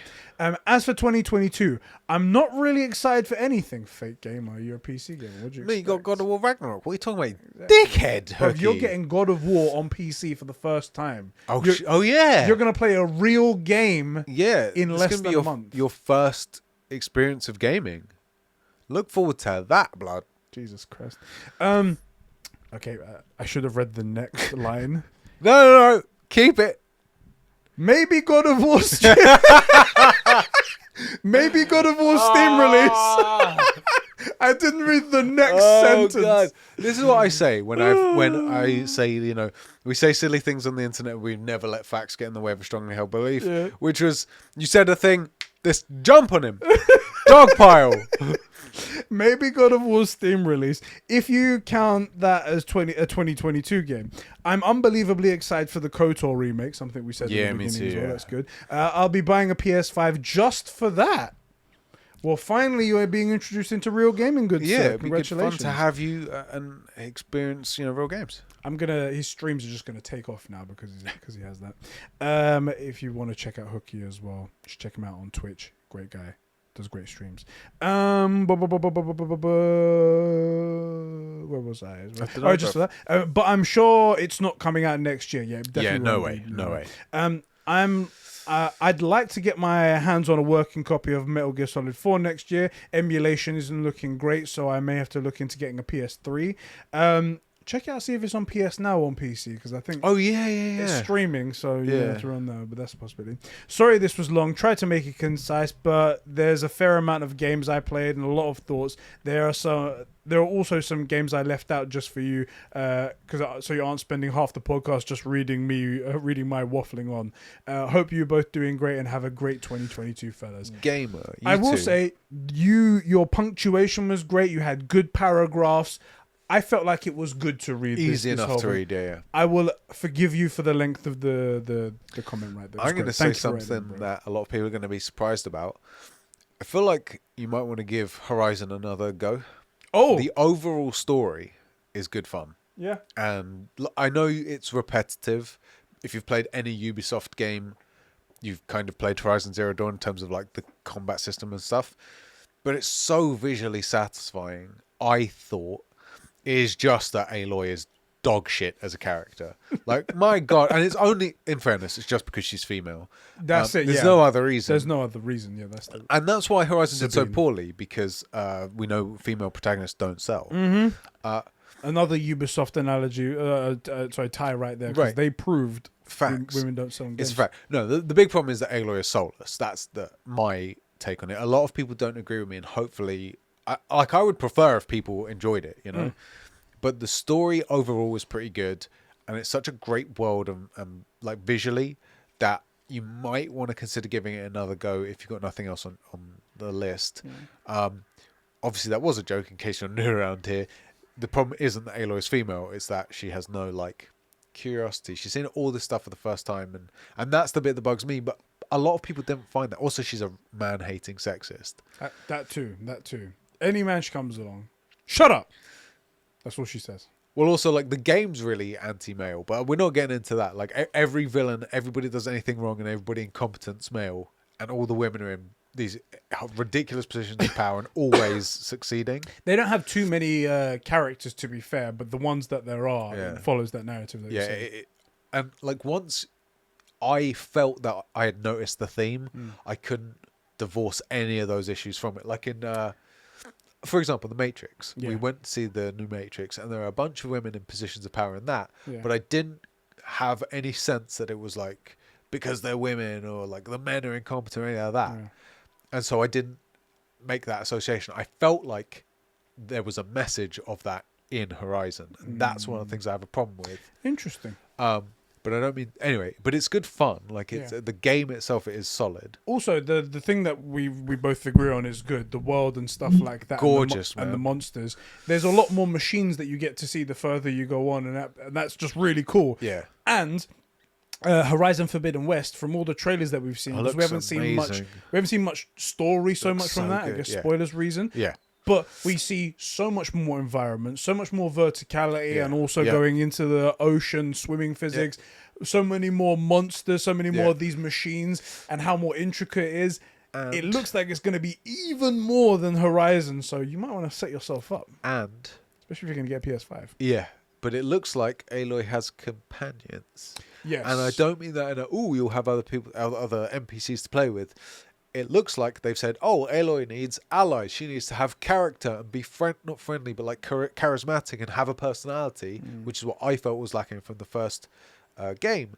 So hopefully now she has they've developed her character such that she can have companions. Otherwise, if they haven't, they'll just be bumbling idiots that she's saving the whole time. You know, it's going to be one or the other. It would be a fantastic moment for Conbrosations specifically, if Horizon Forbidden West does turn around every expectation that you've had that'd of be Horizon amazing. Zero Dawn, and then it's just like you've even turned around your most cynical critic of the first game. Yeah. That shows how far it's come. That'd be great. I would love for that to be my game of the year. Yeah. I mean, after God of War, but you know what I mean. Yeah, obviously. Obviously, yeah. Oh, I'll put this in here because it's just come up and whatnot. Yeah. Have you heard of G4? Yeah. G4 was an old website / YouTube channel where they used to talk about gaming. It got pretty much pushed out because of the times and whatnot. Yeah. It was a bit like Machinima. It just got pushed away into history. They've updated, yeah. They've returned. Okay. And they've brought back some new hosts. One of them I really, really love, Austin Creed. He's a WWE fighter, and he's a big gamer as well. Sick. The guy's fucking awesome. He's just so funny, so happy and stuff Let's like get that. him on the podcast. Honestly, that would be a dream come true because he's really good. He's on there, and they've got Adam Sessler, I think his name is, from the OG days. Yeah, yeah. Anyway, they've got this one other woman who I've seen for the first time. Never seen her before, but she clearly knows nothing about video games.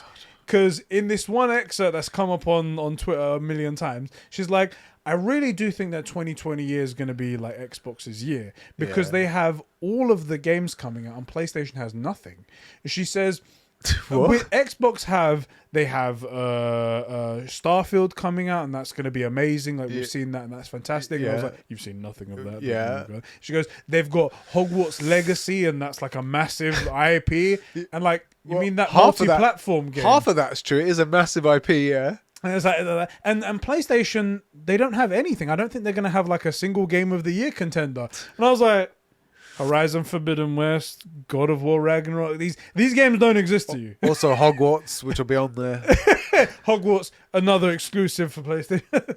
These Mate, I want to see the tweet when it comes out.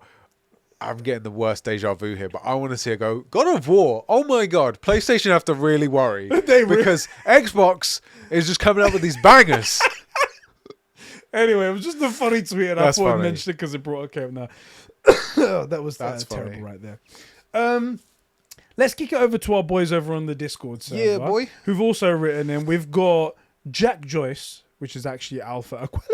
Right there. He's trying to get us not to say his name. That's what he's doing. Oh, there's no way that's happening. Bastard right there. He goes, I got an Xbox Series X this year, along with Game Pass Ultimate for the first time, and to really check out many games. Had a lot of fun with Forza and playing the Halo games for the first time ever. Alan Wake Remaster, the guy just can't shut up about. I know he can't shut up about Alan Wake. Just Release- marry him, mate. Just marry him. Just marry Come Alan on. Wake, Jesus Christ. Of course, was the highlight, and It Takes Two was my game of the year. He says, played the most games I have ever in the year of 2021. Gaming. Fucking great news right there. I'd love to hear that. With multiple at the same time for the first time. Currently playing through Halo Infinite. Just finished the great campaign. Started watching the True Gamer podcast this year, and it's been really fun. He's just joined the community this year. That's the highlight of his life. He caught up. The guy's a monster. The guy is a beast. Playing a billion games. Yeah. And then also he's like, okay, I've joined this new community that I really enjoy. I really enjoy these two hosts. I'm going to watch their entire catalogue of podcasts. And I know what some of you are thinking. I probably just had him on in the background while he's playing all these games. No, because I get DMs about shit we said 2 years ago. You know when you said this? No, Alpha, I barely remember yesterday. The guy leaves comments on videos and I'm like, oh, Alpha's left a comment on a video that's a year old. Yeah. And I'm like, whoa. And by the way, for the record, this is all a compliment. Yes. But it's just funny because it's not like he has it on as background noise. Yeah. Right, like he's fully watching or listening to the episodes. And the guy's a content creator as well. Yeah. So I turn up to a bunch of his streams, or I try to. he sent me a video of like the 80 years of Green Arrow, and I'm just so fucking busy. I'm sorry, I just haven't been able to have the chance to watch it. I watched the first like. Is that minutes his of video? it. Or is that a video? His video. Okay. And I watched the first few minutes of it, and I had to go away and do something that I was busy. Yeah. I'm just a busy guy. This guy Alpha, puts send me me that to link. shame. Yeah, I know. He does so much, and I'm like. He's like Diogo. You know when Diogo watched all of Smallville in a day? Yeah, he did. He finished that fast. Yeah. And you know what? None of you dickheads have done is watch Supernatural, mate. I wouldn't recommend It's just it. me and Katie out here holding up the franchise because we know it's amazing. And everybody else, Smallville. Well, we just, we don't want terrible stuff. Technically, I think it happens in the same universe. Just saying. I think they're it is, DC, yeah. so. Yeah. But which is odd though, because the main character, the main guy, Jensen Ackles in Supernatural, plays a part in Smallville. Yeah, so he's like you the can't put it in the college same universe douchebag if you're guy, gonna do that. I beg to differ, Johnny Storm. Solid point. Solid. Just saying. I'm just saying. Solid point right there. He continues to say, played the most games I ever played. We said that bit right there. Excited for Crossfire X. I'm also excited for that. Gotham Knights. That's a terrible decision. Suicide Squad. It's because he's a DC fan. He's a DC Yeah. fucking fanboy. Fanboy. Suicide Squad Kill the Justice League. Yeah. If I can only access 3 games next year, it will be these 3. Okay. He puts a resolution down, what he wants to do for 2022. He wants to stream Red Dead Redemption 2, The Witcher 3, and Control Replay through the next gen upgrade. All for the first time. Also, play Ancestors more frequently. I've not heard I of don't know Ancestors, but I know just those first two games. Let me pick nice small games that you could easily knock Nice, out. concise, easy to do. Could easily knock those out. Fucking, I'm tired thinking about just streaming those games. Yeah, I will say this. Don't listen to anything Ed has to say on The Witcher. When you play The Witcher, put a good chunk of points into the green potions tree. Just trust me. Shut up. Please Don't remind ever me to talk talk to about me. Witcher 3. We need to talk about Witcher 3 after this. Diogo writes in, the computer lad, and he says, I think that the best gaming moment of 2021 was with friends. Oh, God, was the friends we made along the way. With the friends we made along the way, which is why It Takes Two is rightfully the winner of the Game of the Year. I hate it so much.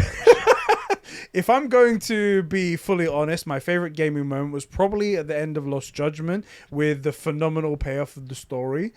I wonder if we should play Lost Judgment. I've heard it's good. But we also need to play It Takes Two. There's a lot of games we need to play. There are a lot, and I still need to finish. I got to finish Guardians of the Galaxy. I got to finish. What else is there? A Plague Tale: Innocence. Yep. Because I've been seeing a bunch of people finishing that up because the next one's coming out in a year. Yes, Requiem or something. Like Yeah. that. Which looks really good. I was really intrigued by what I think I played the first 4 or 5 hours of Innocence. It's been really good, and also, my God, the photo modes. If you're new around here and you aren't on our Discord, seriously, it's amazing. But one of my favorite rooms is a show and tell room. We have some incredibly talented guys with the photo mode stuff. The stuff they put in there is amazing. I just looking at those photos makes me want to play the game, even though it's like not my typical thing. So I need to finish them 2 games, and then we got to play It Takes Two, and then we got to play what was this? Lost Judgment. Lost Judgment. Yeah. Maybe It Takes Two. Is that something that we could play on Conbrosations Day? Maybe it is specifically co-op, so I just don't know if. Oh, It does maybe take two. worst case, I'll just bring my PS5 round. Yeah. One game, and he mentions it in the next one. He goes, words cannot describe how awesomely the final chapters were of Lost Judgment. Gaming. And then he says, actually, fuck that. Marbles on stream was the best moment. Yeah, Marbles is hilarious. weirdly freaking great. It's hilarious, isn't it? You have no control, but everyone's invested. You fully invested. There was one where I was super in the lead. I was gonna win and just shot straight off the edge.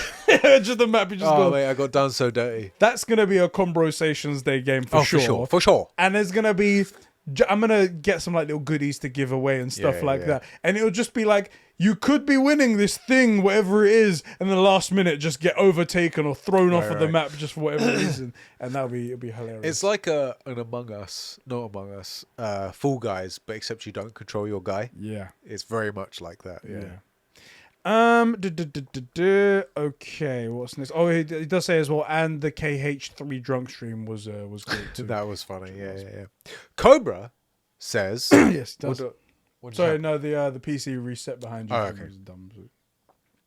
watching Conbrosations grow has been a big highlight. Catching streams and seeing the community around you blossom has been wonderful.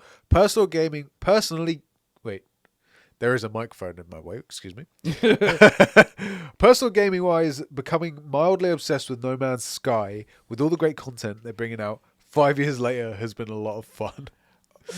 No Man's Sky is so weird, right? Like I've seen people putting a lot of time on it. It had its resurgence, but then it's still just coming out with this apparently amazing like content after the fact. So fucking mad. Do you want to read the last one as well? Reese, not Reese, says, Halo Infinite multiplayer has been a blast to play. So much nostalgia and the gameplay is solid. Other than that, I've had zero interesting games released this year. But my favourite gaming moment, it would have to be finally getting a PS5 and being able to play through all the big Sony exclusives. Oh, and everyone collectively hating the GTA trilogy because mild chaos is chef's kiss. I'm most excited to play the next God of War game, but I'm also pretty hyped for Forbidden West and Dying Light 2. Dying Light's one I've never played, and I hear That's my problem with that in it. The first person view it really throws me off. I can't play that's exactly what's putting me off from it. I do hope to see a bit more footage, maybe gameplay from Hogwarts Legacy, but with that being the most promising Wizarding World game since Lego Harry Potter, I'd rather they take their time with it.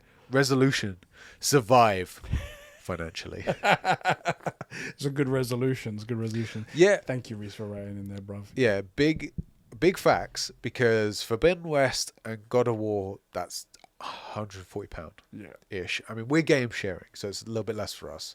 Not Hogwarts on Legacy. everything. Some things I'm just like, I'm buying the collector's edition. Fuck you. Yeah, you're like, oh, I saved myself 70 quid. I'll spend 300 on these collector's editions. Or this axe, which, yeah, fair enough. I'm not gonna say no to that. But Hogwarts Legacy is one that I'm like, I want to be excited for it. Yeah. But I also did play the last Harry Potter game that wasn't a Lego game. So There you go. that was the Lego game is significantly better. Let's just say that. Yeah. I want to play it a lot. I hope it's amazing. We have to wait and see. Yeah. Survive financially. That sounds like a great resolution. My resolution will double up. So we'll both do that. Yeah, we'll Yeah. triple up on that. There we We'll go. Eiffel Tower this resolution, right there. Let's talk now about what we are looking Okay. forward to Okay. in 2022. What are we looking forward to the most? I mean, it's got to be God of War, isn't I it? was gonna say it's got to be God of War Ragnarok. I'm looking forward to Horizon Forbidden West, and that's up there That'll as be well cool. for me. It'll be cool. Elden Ring is going to be fantastic. Yeah, I feel It'll like be cool. there'll be some hidden gems in the way. I'm sure Sifu's going to be quite fun as well. I think Sifu. Oh shit, I forgot about Sifu. And there'll probably be other ones along the way that we get.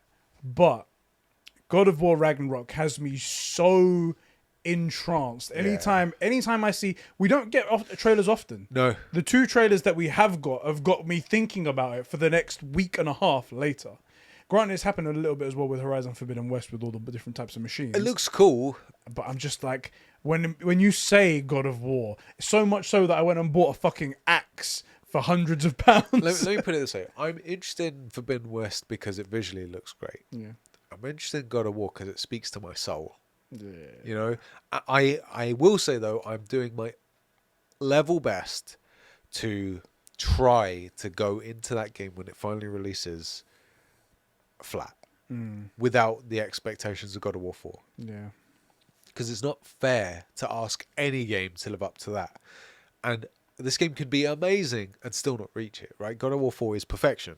Yeah. So I think I'm just doing my best. It's not going to last. There's only so much edging you can do. It's true, and a large part of me secretly, not very secretly, hopes that it just smashes God of War 4. Because it could. Could you imagine a world where that happens, where we get the Best greatest game timeline. ever, and then the sequel Smashes it. surpasses that? Yeah. But like I said, It's a miracle. that's the thing. It would be a miracle. It'd be one of the best sort of entertainment franchises ever.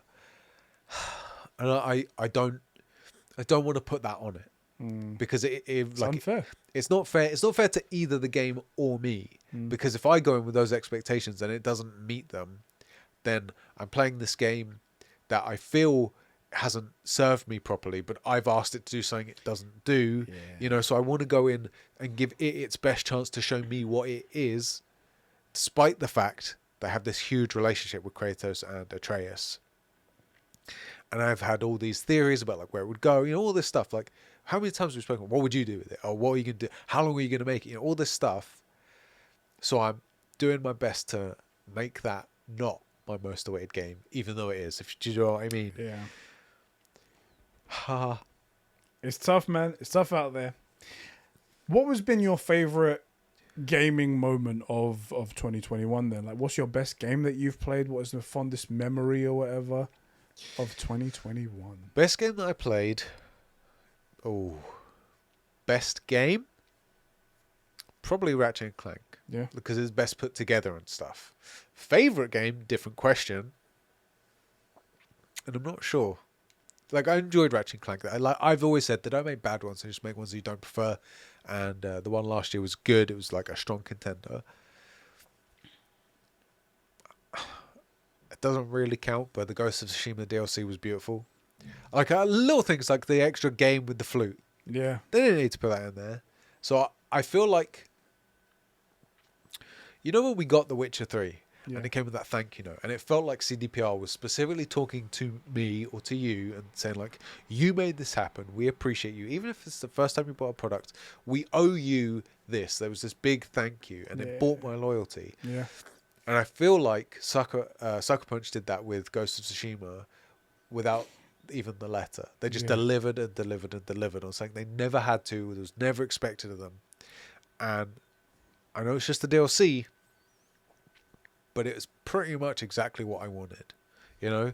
So I really loved that. And not just because I'm a simp for the game, you know, but like it performed in a way that like we were let down by DICE, by CDPR, by Rockstar, by Bethesda at every turn, except for the Deathloop, I guess. But like at every turn, these huge companies have let us down. And here is Sucker Punch just delivering. Yeah. And vindicated as well. You know, there's all that beef about the price of it.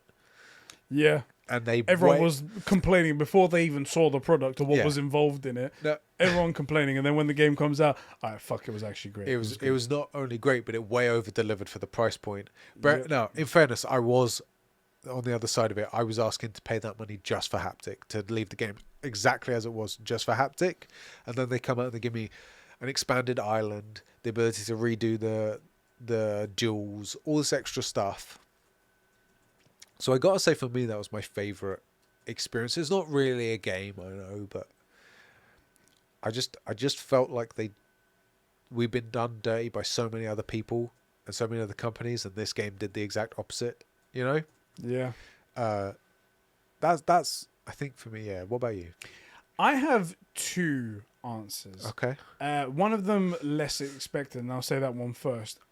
I have enjoyed streaming games with the community because it adds so much more to it's fun, games. isn't it? Yeah. It's such a fucking shame that I don't get to do it that much, being like a father and the content creator Excuses, and all that, and work and full-time job and stuff like that all the time. I wish I could do it more, but the times that I do, like for example, Resident Evil Village, I probably could have enjoyed that myself, and then we came on the podcast and talked a little bit about it, and it would have been a one episode done and done thing. However, I've enjoyed it so much more just because I get to enjoy it with the community, and then they get to interact with all the jump scares and the dumb shit they get to do in the background, and then clipping out of context crap that I say and then posting it on Twitter and then having the days afterwards of shit that goes on. You're totally getting our channels banned, by the way. But it's just constant laughs, constant. It's laughs. good fun. And I love it so much. Also, some of these guys are talented. Like, there was one where someone redeemed points or paid for it. We'll come remember how it works for the door knocking, and they did it at such a perfect point where I was like, since when does Adriana knock? But she must be. I guess she's trying to like be polite while I'm recording something like that. Ben, I remember Ben doing it most recently in the Kingdom Hearts one, and I was like, the knocking is coming from over here. There's a window here. Someone jumping up to the top floor of my house to try and then it comes over here and I'm like, what's happening? And I'm like, you motherfuckers. You sons of bitches. Because in the moment you forget that it's a thing people can do. Yeah. It's your door knocking. It makes fun, the game so much better because the community is so funny as well. Like, I like our jokes that we make, but the way they interact with us and the way they can interact with my gaming memories is so much better. Yeah. Again, I'm pissed off that I don't get to stream it as much and I fail you guys so much in that. You're a failure. I am a failure. That's my key takeaway. And I do hope to do more streaming. It's just, but you guys make it so much better. As well as that, I've been loving playing Death Stranding again. In the Director's Cut. Well, the Director's Cut came out, so I played it again. Oh, I see what you mean. I thought you were saying you're playing it again. For the third time. Yeah. No, and what a upgrade it was as well. It was, visually, it's impeccable now. It's easily one of the best looking PlayStation because it was ugly before, right? Well, that's the thing. It wasn't but I know ugly, what you mean, yeah. But how they've made it so much better, how it's one of the best looking PlayStation 5 games out there, other than maybe Ratchet and Clank. Yeah. Looks so realistic. Style of graphics, though. It's a different thing it's trying to achieve. And the audio that is so perfectly tuned. It's great, yeah. The haptics when you're walking across rocks versus on a smooth, level surface. How you can hear the BTs and feel the ground rumbling through the controller. The intense feeling and the great story, like Hookie was mentioning as well. Like, was it Hookie that said it before? One of you guys. I think so.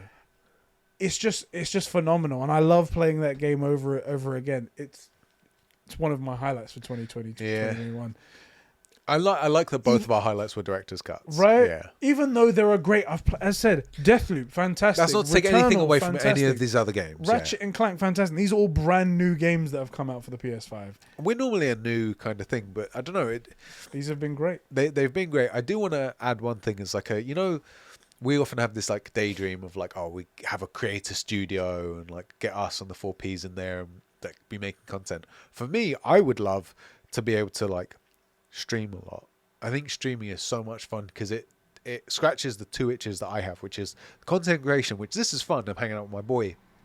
But we said when we started this thing that the big thing was to build the community, and streaming allows you to make content, but to hang out with the boys. And that was my highlight at EGX, was hanging out with the guys. Yeah. You know, that's what I love about doing this and about building our community. And the whole reason we even make content is so that they can interact with it and then interact with us. That's why I love streaming. It's a pity that all the stuff's here. When I do it, it's bare bones, man. It's really bare bones. It's just through the PS5, but yeah, that might be something that we need to look into. Just like it would be a big undertaking. It's too much. Because we're going from 0 to 100 and whatnot to have to build you a whole stream setup and a whole stream PC and to keep on the quality of what we're. Yeah, because there is a consistency, right? Like we pride ourselves on the quality we do here with audio and video, lighting and everything like that. It would take a lot of money to get. Yeah, it wouldn't. It would not be easy, but I like to do it, and that's one of the things that holds me back from streaming more often. Is that I'm like, my stream is just the gameplay and my headset audio, versus like the real streams, like what we do on Combos Day, which has like the professional mics. Everything on Twitch is set up properly. We've got stream alerts. We've got everything going. OBS running. Cameras, like being on camera, so people are actually interacting with you versus just a voice coming from the thing. Yeah. And it makes me think like, man, and don't get me wrong, I know everybody would love more streams, but I'm just like, I just don't feel like if someone subbed on Twitch, it costs you money, even an Amazon Prime sub. I just don't think my streams are worth it. Not that I'm not good enough at streaming to do it, but the quality of the stream you get when it's me streaming, I would feel bad. This is the content creator internal struggle that we have here. I bet there's people right now, they're like, no, Sheps, we actually really like you, and that's the part of the content. Yeah, I mean, I'm saving them from you. That's the main point. They're like, we like the you part, and it's not so much the rest of the thing going around. I don't give a frick what you mind. But as a content creator, you're always thinking critically about yourself. Right. Oh, that's something. Just to let you know as well, some of the guys are getting their Patreon stuff that we mentioned at the beginning here. Diogo and Ben have already mentioned that they've got theirs. And Diogo saying, I wasn't expecting that to arrive. Cheered up my day. That was good to all of you guys getting that. Some of you guys in the places that are made up like Australia. Over in the ice wall, You're probably not going to get yours until next year, unfortunately. But we'll see how that goes. Anyway, thank you guys for your support, and that's just a little thing that we're giving back to you guys. We have 2 questions to round off this whole show. Okay. These are questions sent in by... we'll do Vit's one first of all. Okay. Vit has messaged me. He messaged me on Twitter, and he messaged me a while ago. We've been talking ever since, but the problem is when you message on Twitter, that message gets pushed up further and further away, so you forget about it. But I do want to mention this now, and because I thought it was an interesting question. He says, "Hi, Eddie. Since I value yours and Sheps' opinion, I wanted to ask you a question about God of War.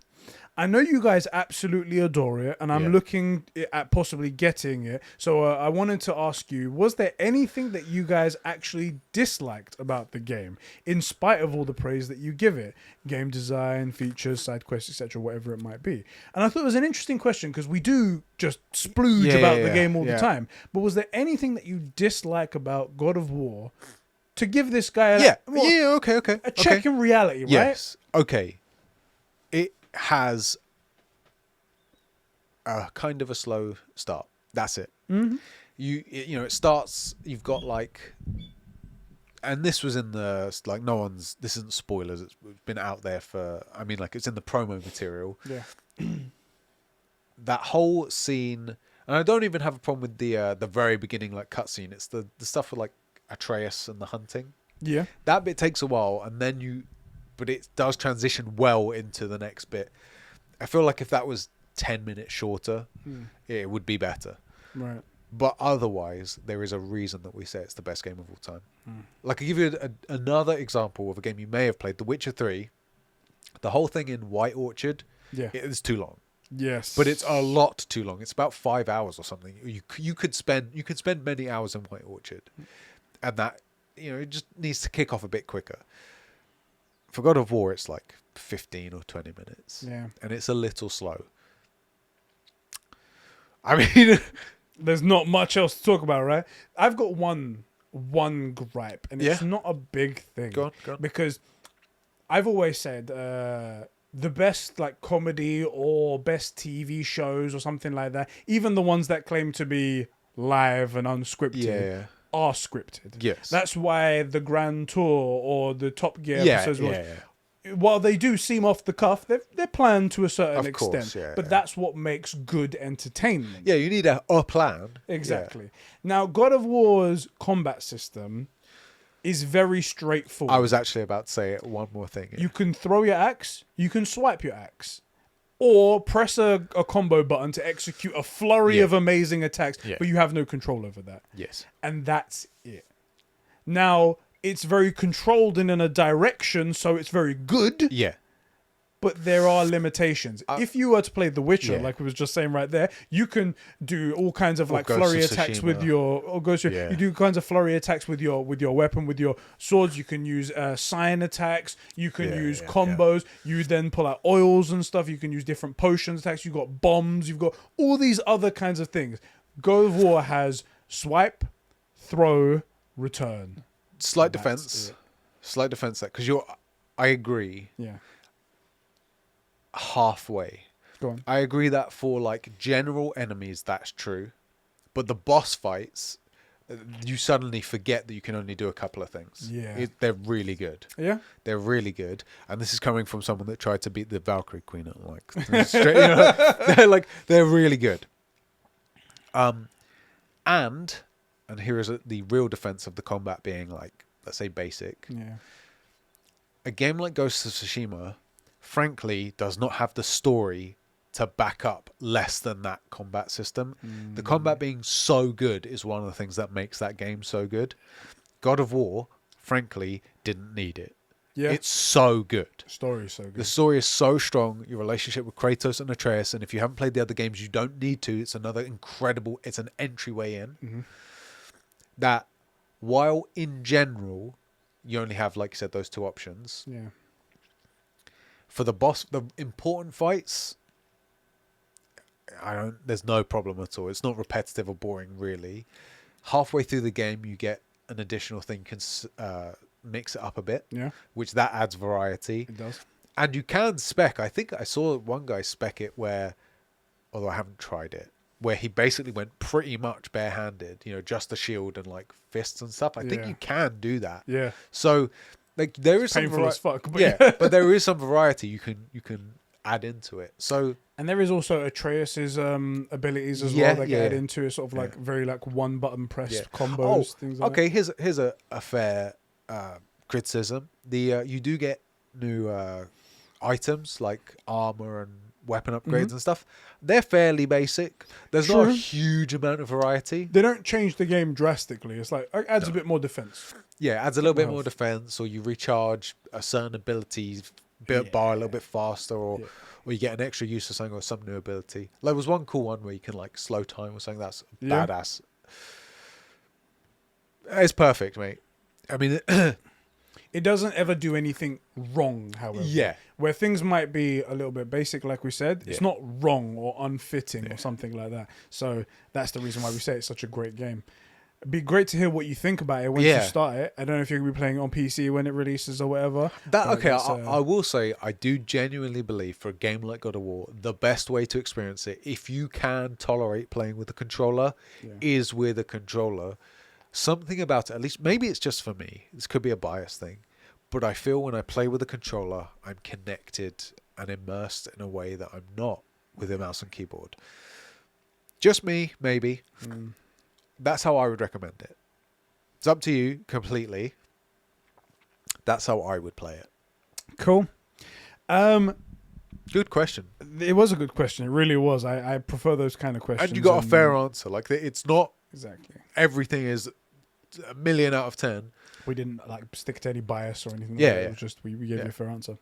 And then one other final question. This was from Jack Joyce from Alpha Aquila in the last episode that I pushed to this episode. Oh yeah. With the rise of video game prices, do you see them decreasing in the future, or do you think they'll continue to rise? The real question is, do you see the quality of games going up? That's the question, isn't it? Which they have been since the games were invented. Yeah. And prices have only gone up this one time. One time in like, what's that? It's been like 20, 30 years. It's been a long time. A long been time. At 40, yeah. That's the thing that I keep coming back to every time someone says like $70 is way too much. Yeah. Don't get me wrong, $70 is a lot of money. It is a lot, yeah. But you're paying for a lot in the end. We say the cinema thing. Exactly. Sheps brought this up a good point one time. We went to the cinema recently. Like, we went for IMAX, which is obviously the best and whatnot. It's like £16 each, so you're getting to like 32-ish pounds there. Yeah. Then you spend another £30 on like drinks and stuff like that because cinema prices are expensive. Yeah. But then you get 2.5 hours worth of Even if content. it's the Snyder Cut. Exactly. It's only 4 hours. 4 hours. I mean, it's 4 hours of perfection, but it's 4 hours. Exactly. With a game, you're getting 10 to 20, sometimes 30, 40 hours of content. Yeah. Now, varying degrees of whether it's good or not. Agreed. But even if you take God of War, for example. If you just mainline it, that's 18 hours. Way more than any movie. Yeah. And it costs about the same. You're paying about the same amount of money. Now, games are only getting better and better with even better voice actors, mocap, visual storytelling, like the one-shot storytelling that's in everything now. That's a God of War thing. Everything's getting better and better and better. There are still garbage out there, like you're getting eFootball 2014 or whatever is going on. You're still getting every Ubisoft thing that's just a rinse and repeat and a reskin of exactly the same thing over again. There are going to be companies that exploit the new price tag, for sure. But that's up to you as a consumer not to buy those games because you know the company's bullshit. Yeah. But if you got companies like Sony Santa Monica Studios or Naughty Dog or whatever it might be who are producing quality and consistently, then it's worth the money. We think so. And I don't see it going down because economics for one, like inflation is a thing. Nothing else. Like true. Go to any corner shop and buy a sweet you used to get as a kid. It's half the size and twice the price. Yes. So that's one thing. Yeah. Also, these games that Sony have now put at $70 are selling fine because they know the quality that they're going to be getting. Yeah. So people are actually okay with paying for something decent. So they're selling. The inflation justifies it. Yeah. I don't see it going down. And there are ways to make the financial impact on you lessen. So you can game share the games if you want to get them digitally, which is something we've started doing. Yeah. So functionally the game's half price. If you and a friend, you get it digitally. You can, if it's a game you want to support, this is the way I would do it, buy the game and then sell it to CEX because you want your money going to the people you want to support. Whereas if it's a game like Far Cry 6 you want to try out, buy it used so your money doesn't go to UB. So you can use your purchasing in a smart way. So like, for example, if you do buy the game new and you sell it for, let's say, even half the price. Yeah, exactly. Even half the price. Exactly. So there are ways that you can make it less of a financial impact on you. Or another way to say it is you could like functionally increase your game budget. Like something a lot of people have is like you can afford a couple of games a year, so you have to be really picky about what they are. Well, if you get your fill of it and then sell it, now it's gone from 2 to 2.5 games. Then you get the other game, you sell it. Well, now you can get your third game, right? Yeah. So with a little bit of planning, it's not awful. And there is one other thing as well. If price is genuinely like a big factor, which it is for a lot of people. And that's fair enough, by the way. 100% fine. Like we've had this complaint with people say, oh, you fetishize paying full price. Yeah. No, we're willing to pay for good stuff, but it is a real concern for a lot of people, and that's fair enough. Yeah. If your financials don't dictate you buying every single game brand new day one, that's the limitations of it. You have to just abide by that. That's fine. 100% cool. Yeah. If that's one thing, Game Pass, as we said, gets a lot of games, so you get a quantity for the amount of money that you're paying. Yeah. So that's one option. As well as that, the rumors are that PlayStation's coming out with their own version as well. So look into that. There are other streaming services that allow for that at the moment. So Nvidia GeForce now allows you to play Steam games, and Steam games are typically cheaper. You can play those through any browser. You can PlayStation Now is an existing streaming service that you can try out. xCloud. There are other solutions. There are ways to get this done cheaper. Exactly. I know you might not get everything. Yeah. But if it's, again, it takes a little bit more effort. Like there's a saying, like if you have a problem that money can solve, you don't have a problem. Yeah. Right? If you have the money. But if you don't have the money, well, now you have a problem. You need to do a little bit of work to figure out what's the best way to get the experience you're looking for. Mm-hmm. And that's fair enough, you know. The other side of that coin is just stop eating, you know, and toughen up a bit and buy more games, you loser. Exactly. And have you tried being rich? Actually, the guy's a freaking uni student. He's already not eating. Yeah, oh, good point. Just try having more money. If you just acquire more money, then I feel like your problems will be solved. It's a good point. Just go out and do that. It's good advice. That's what I would say. Mate. And on that note... well, give us all your money. Facts. What's your next game you're going to play? This is the last topic, by the way. What is your next game you are going to play? So I'm going to finish Guardians of the Galaxy. No. There's one more thing I want to talk about. I got to finish Guardians of the Galaxy and Plague Tale Innocence. Yeah. So do you feel that answers the question, or do you want what game am I going to play after those? Because they're currently going. I feel like that's cool because we're always talking about what games we're playing anyway, so we're coming back here. Yeah. It was them that are like, if they give us a good summary of what they're planning to play. Sure. So we're always me back here. Actually, you've got a lot of games, so what's going to be on your... I've got so many. Now, the thing is that I've got a lot of games on my backlog, but the one game that I wanted to play, I want to play The Witcher again. Me too, desperately. And the patch is apparently coming out in Q1 2022. I know. Who has faith in Cyberpunk? Sorry, CDPR anymore? This is where I'm at. This exact same spot, yeah. I was waiting because I was going to play it around now when it was going to be coming out. But I want the haptic. But then they fucking moved right, it, so you have to. If they're moving it 3 months, you got to wait for the haptic. Of course you do, and visual upgrades, and like, why wouldn't you? However, I have it on PC. Ooh. And I had a look at the list of mods. Yeah. And there are a very good list of mods. There.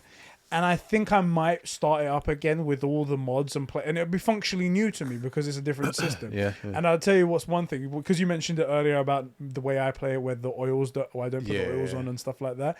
There's a mod that auto applies the correct oil to whatever you're doing whenever you get close to an enemy. What's going to happen is you're gonna play the game, and be like, this game's so easy. Man, I'm powered through these guys now.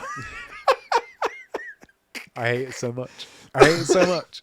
Also, that's what I want to play next. Anyway, I'm not going to beef you out about The Witcher 3, but on PC it might be really good fun. Do you know what would be a sick mod? Go on. You know, I'm pretty sure Siri's been to the Cyberpunk world.